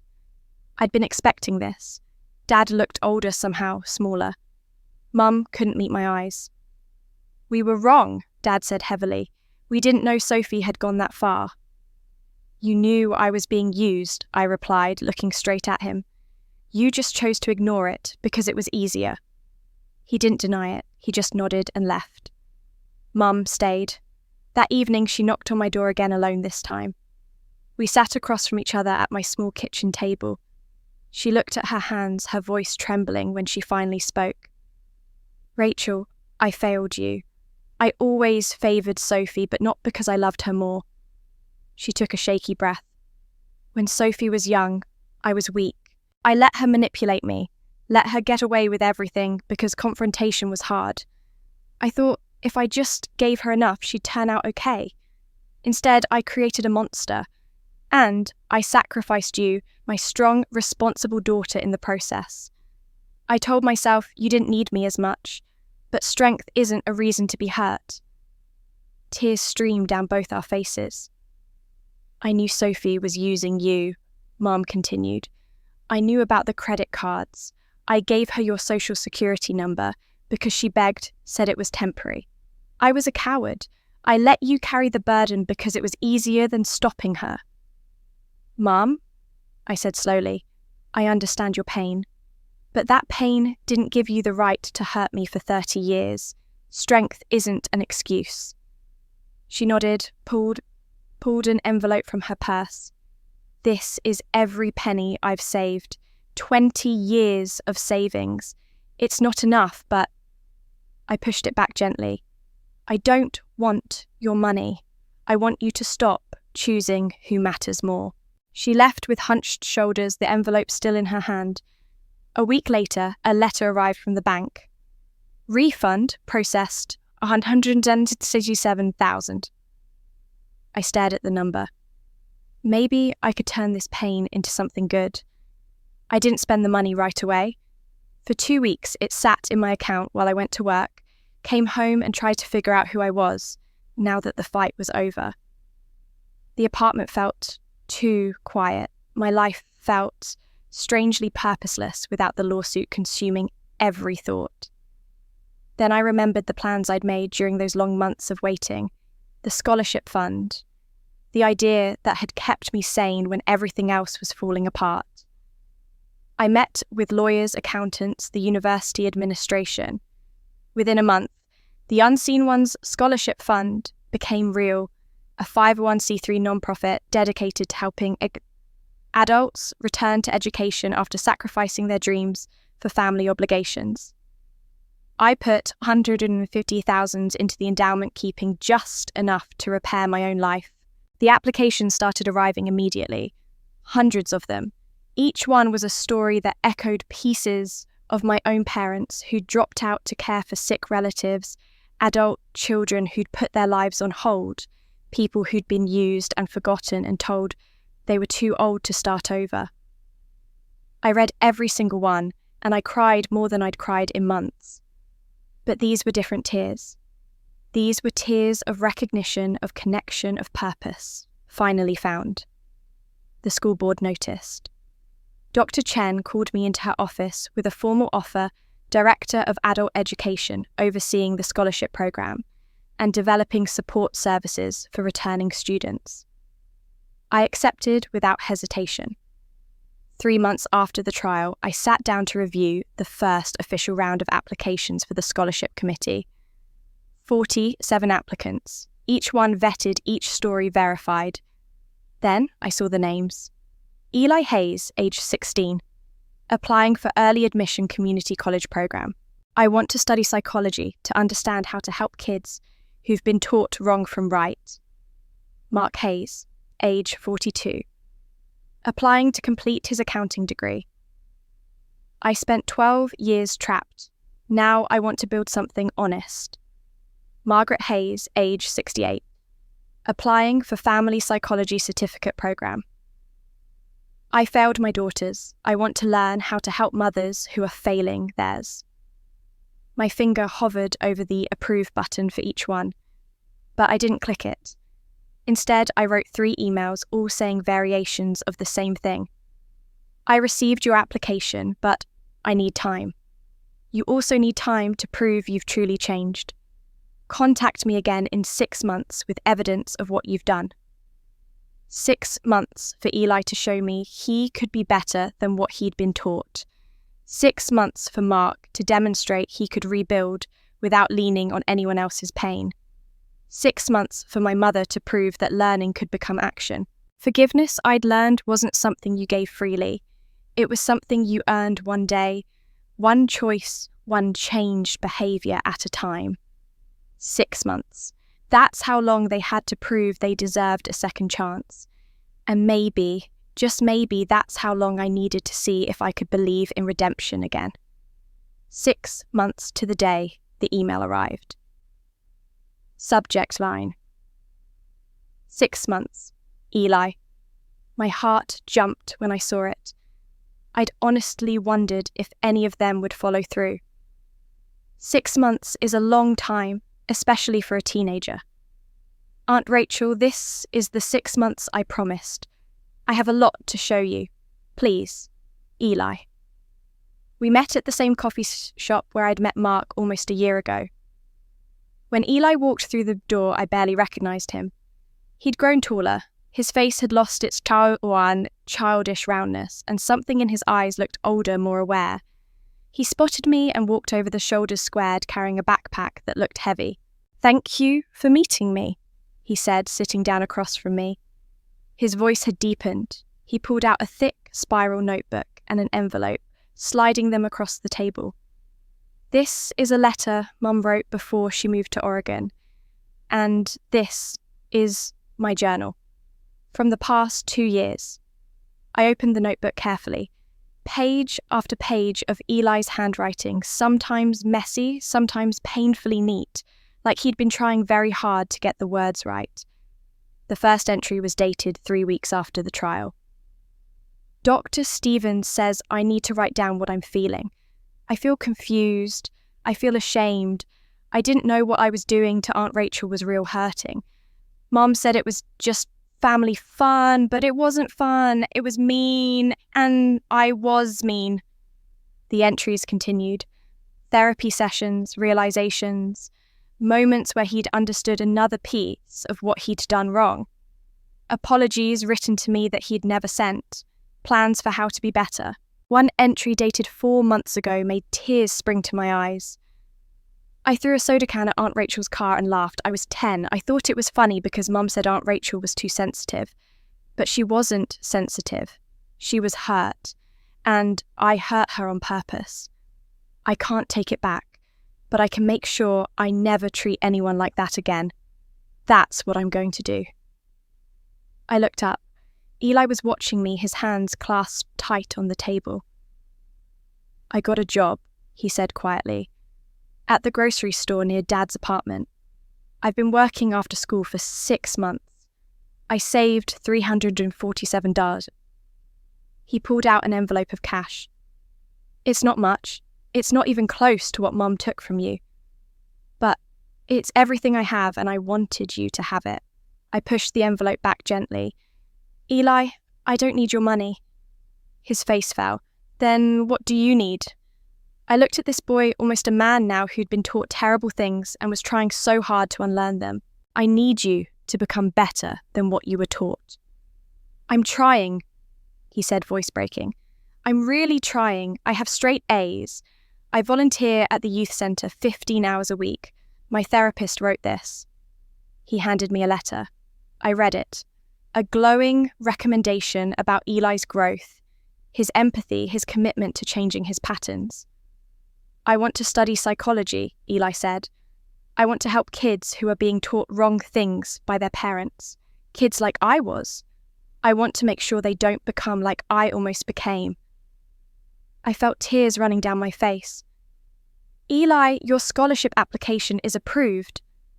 His eyes widened. Really? Really? Not because I've forgiven everything, but because forgiveness is something you earn day by day, and you're doing the work. He exhaled shakily. Then, do you need volunteers for the scholarship fund I want to help? For the first time in months, I smiled, really smiled. Yes, but you'll have to work hard. He smiled back, and I saw hope there. Real, earned hope. I'm ready, Aunt Rachel. I promise I'm ready. 2 years changed everything and nothing at the same time. Eli graduated high school with honours and enrolled in the local community college majoring in psychology. He still volunteered 15 hours a week for the scholarship fund, and his presence had become something I relied on, his quiet competence, his genuine care for the applicants, the way he treated each story with the gravity it deserved. Mark had finished his accounting degree and was working at a firm downtown managing finances for non-profit organisations. He and I met for coffee occasionally, our relationship settling into something like distant friendship built on mutual survival. Sophie. I heard through Mark was living in Oregon, working as an accountant for a homeless shelter, going to Gamblers Anonymous meetings, seeing Eli once a month under supervised visitation. She'd sent me one letter months ago that I still hadn't opened. It sat in my desk drawer, waiting for a day when I might be ready. My mother had completed her family psychology program, the scholarship I'd approved after watching her volunteer hours climb month after month at the family counselling centre.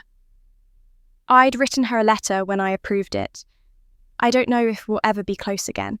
The wound is deep, but I see you're trying.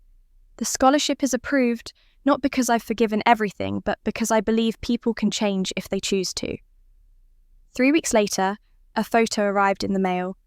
Mum wearing a graduation cap, holding a small cake with shaky frosting that spelled out, "I'm sorry, I'm learning." I put it on my desk at work, and sometimes I caught myself looking at it and almost smiling. Almost.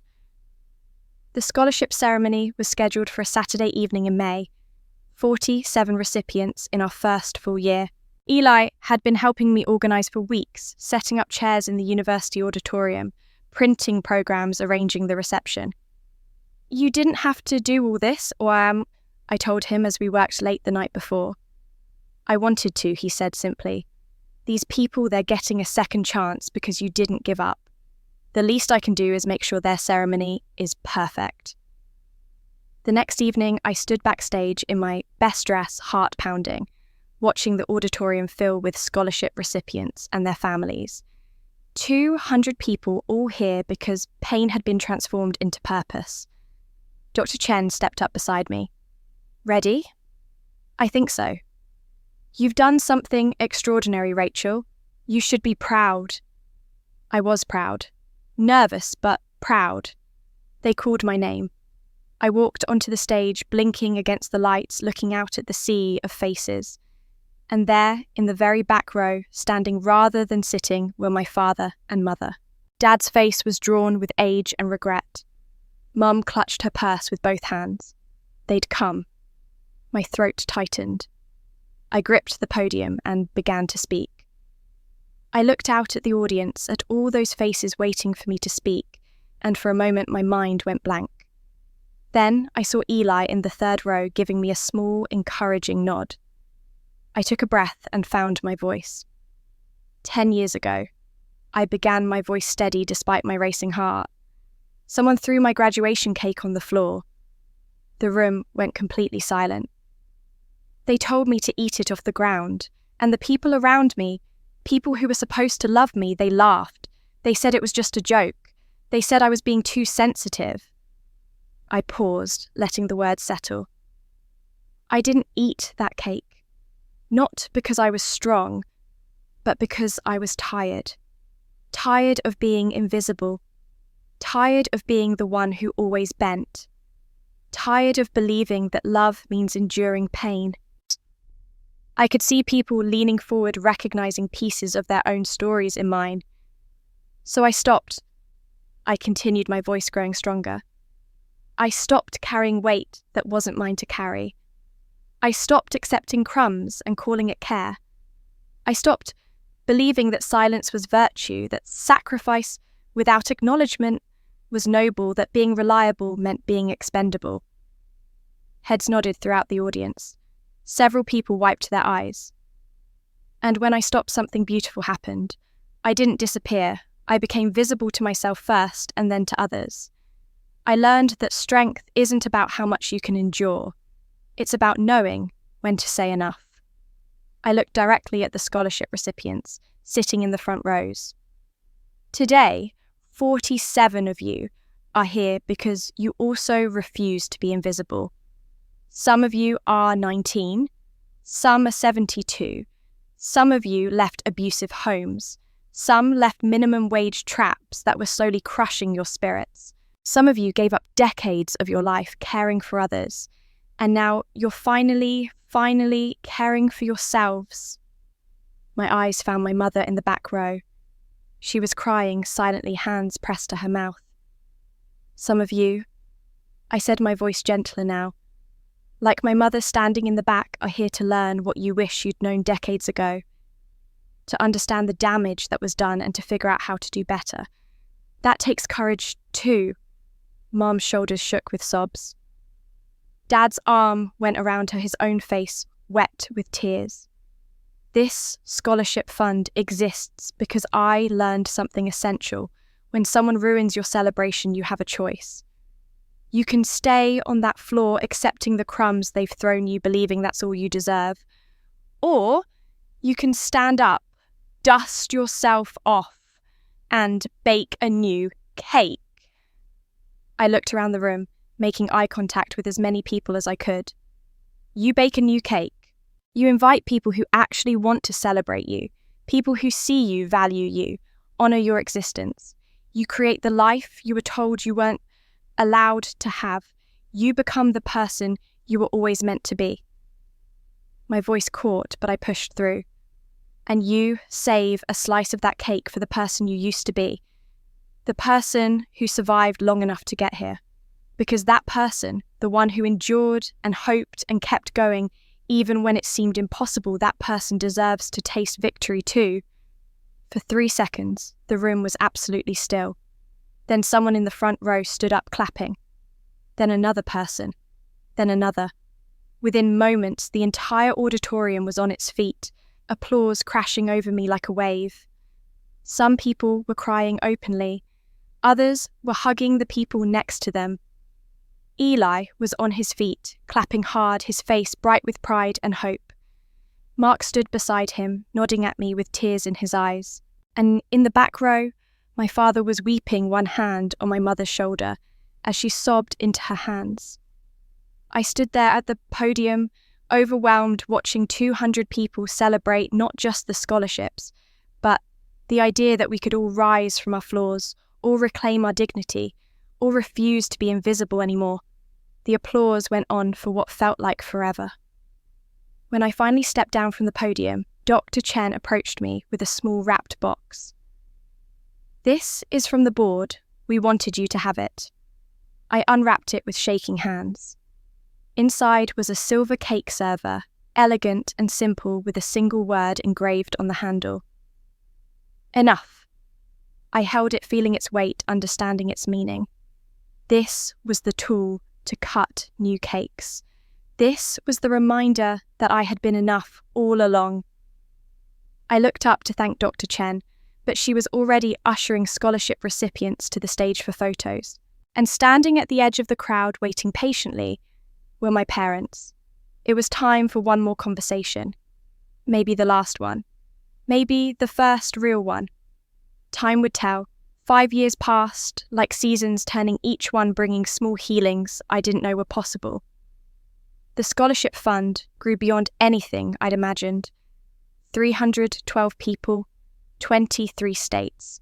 Stories featured in education journals and on morning talk shows. But the numbers weren't what mattered. What mattered were the faces, the 52-year-old woman who became a nurse, the 68-year-old man who finally got his teaching certificate, the 35-year-old single father who learned he could build a future while raising his kids. Eli graduated from college last spring, 21 years old, confident in a way that felt earned rather than entitled. He is interning at a family counselling centre now, working with kids from broken homes, writing his thesis on toxic parenting patterns and how to break them. Sometimes I read his work and can't believe this is the same boy who threw soda cans at my car. Mark remarried 2 years ago, a kind kindergarten teacher named Jennifer who makes him laugh. They come to the scholarship ceremonies together, and he still serves as the fund's treasurer, managing finances with a precision that makes me trust him completely. My mother. We have dinner once a month. The relationship isn't what it was before, it's both less and more. Less automatic affection, more intentional care. She volunteers 30 hours a week at the family counselling centre, and I've watched her help dozens of mothers understand the patterns she couldn't see in herself. Last year, she told me, I can't undo what I did to you, but maybe I can keep other mothers from making the same mistakes. I'd nodded. That felt like enough. Sophie lives in Oregon still, working sober, seeing Eli every other week now without supervision. She sent me a letter last year. Just one word, sorry. I didn't respond, but I kept it. Some bridges are burned beyond rebuilding, and that's okay. You don't have to forgive everyone to be free. Dad passed away 2 years ago. Heart disease, sudden and swift. I made it to the hospital in time. He took my hand and said, "You were always enough, sweetheart. I'm sorry it took me so long to say it." I held his hand and whispered, "I know, Dad. I know." And I did know. His apology didn't erase the pain, but it closed something that had needed closing. The 6th annual scholarship ceremony was tonight. 260 people filled the auditorium. The scholarship class of 2029. 63 recipients this year, the largest yet. After the speeches, after the photos, after the tears and applause, I stood at the dessert table looking at the cake I'd ordered. 3 Tears' perfect buttercup, cream frosting with the unseen ones, class of 2029, written across the top in blue lettering. Eli appeared at my elbow, taller than me, now wearing a suit he'd bought with his internship money. "Aunt Rachel," he said softly, "may I cut the first slice?" I looked at him, this young man who'd been taught cruelty and chosen kindness instead, who'd been given permission to hurt people and decided to help them instead. "Go ahead," I said, handing him the knife. He cut carefully, reverently, and placed a perfect slice on a small plate. He handed it to me with both hands like an offering. "Thank you, Eli," I said, my voice thick. "No," he said, his eyes bright. "Thank you for not giving up on me, for showing me people can be better than what they were taught."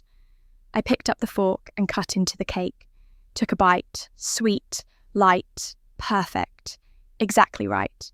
I looked up and saw my mother standing a few feet away, watching us, tears streaming down her face. I caught her eye and held out my hand. She came closer, took it. We stood there like that, not hugging, not speaking, just holding hands, while Eli served cake to the scholarship recipients streaming past. Some families break.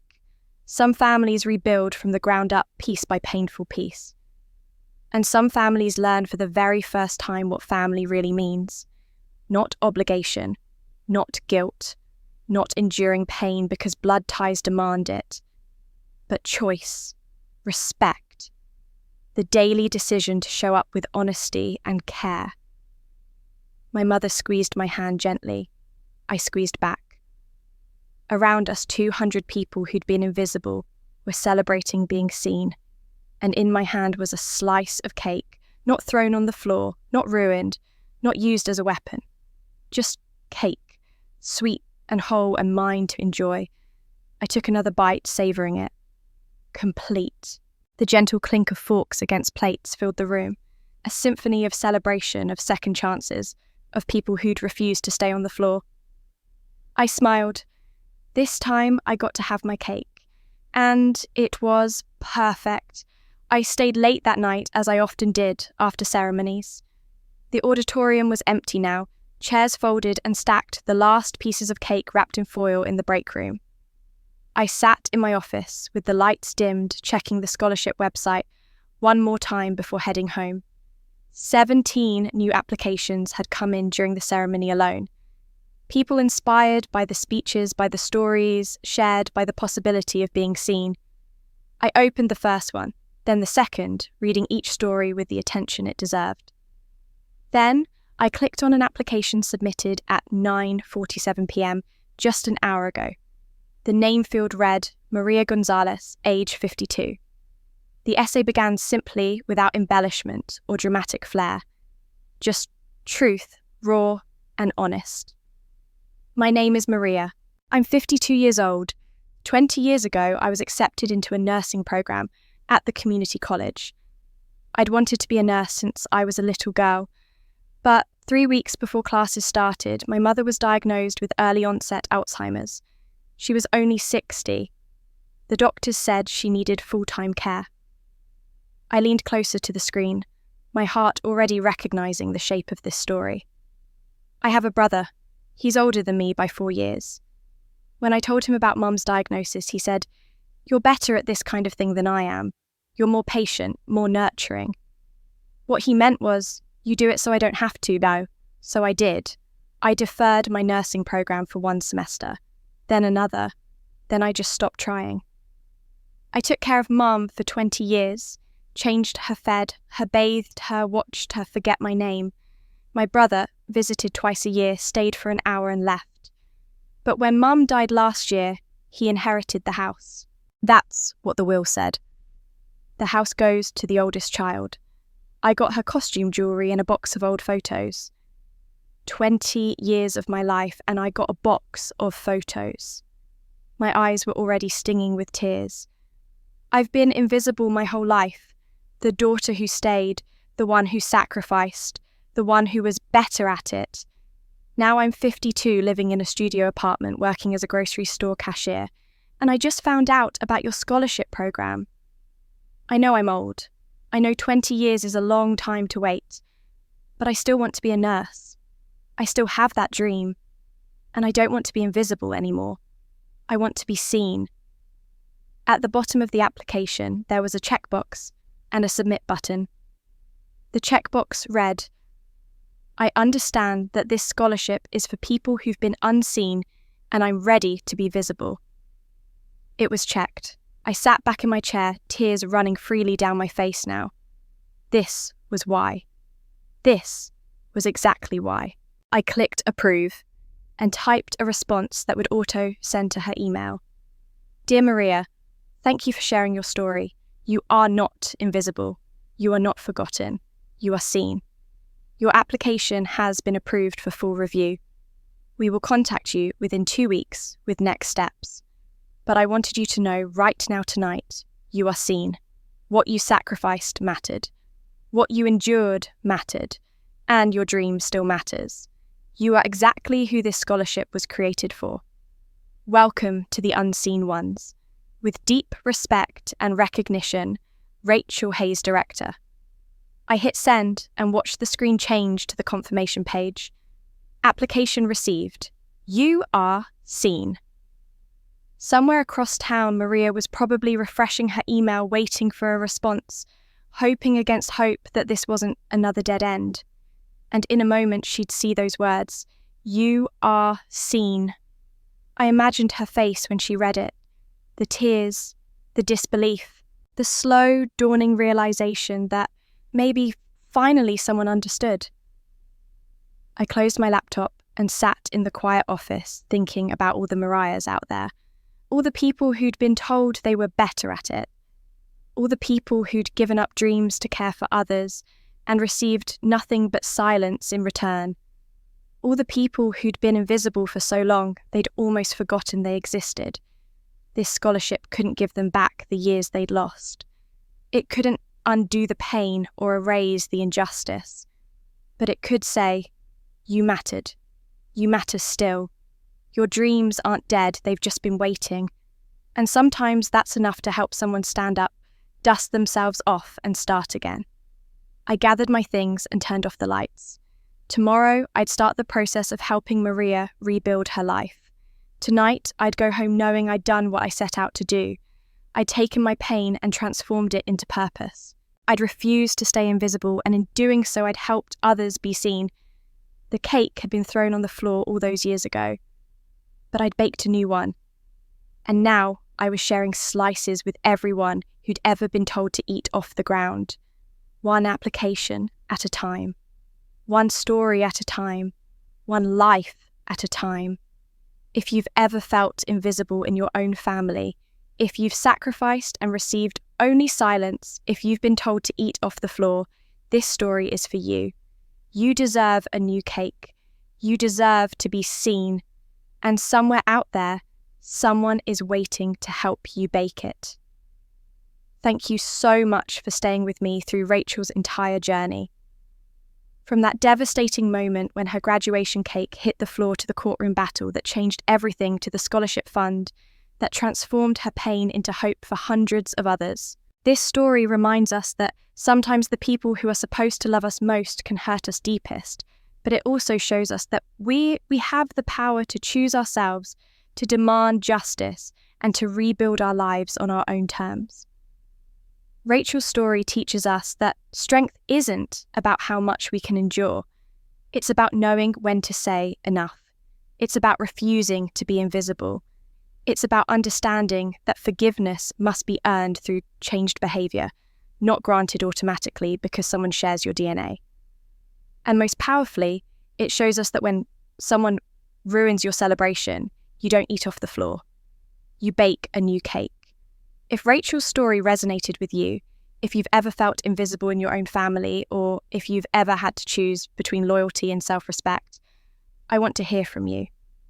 Drop a comment below, telling me what moment in this story hit you hardest. Was it the cake being thrown? The courtroom reveal? The final scene where Rachel finally got to enjoy her cake in peace? Your stories matter to me, and this community is built on recognizing and validating experiences like Rachel's and perhaps like yours.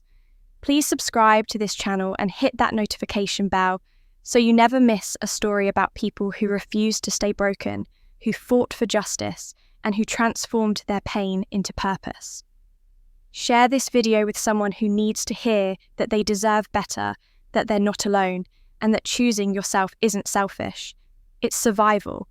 Remember, you are not invisible. You are seen, and you deserve a life where people celebrate you, not humiliate you. Thank you for being here. I'll see you in the next story.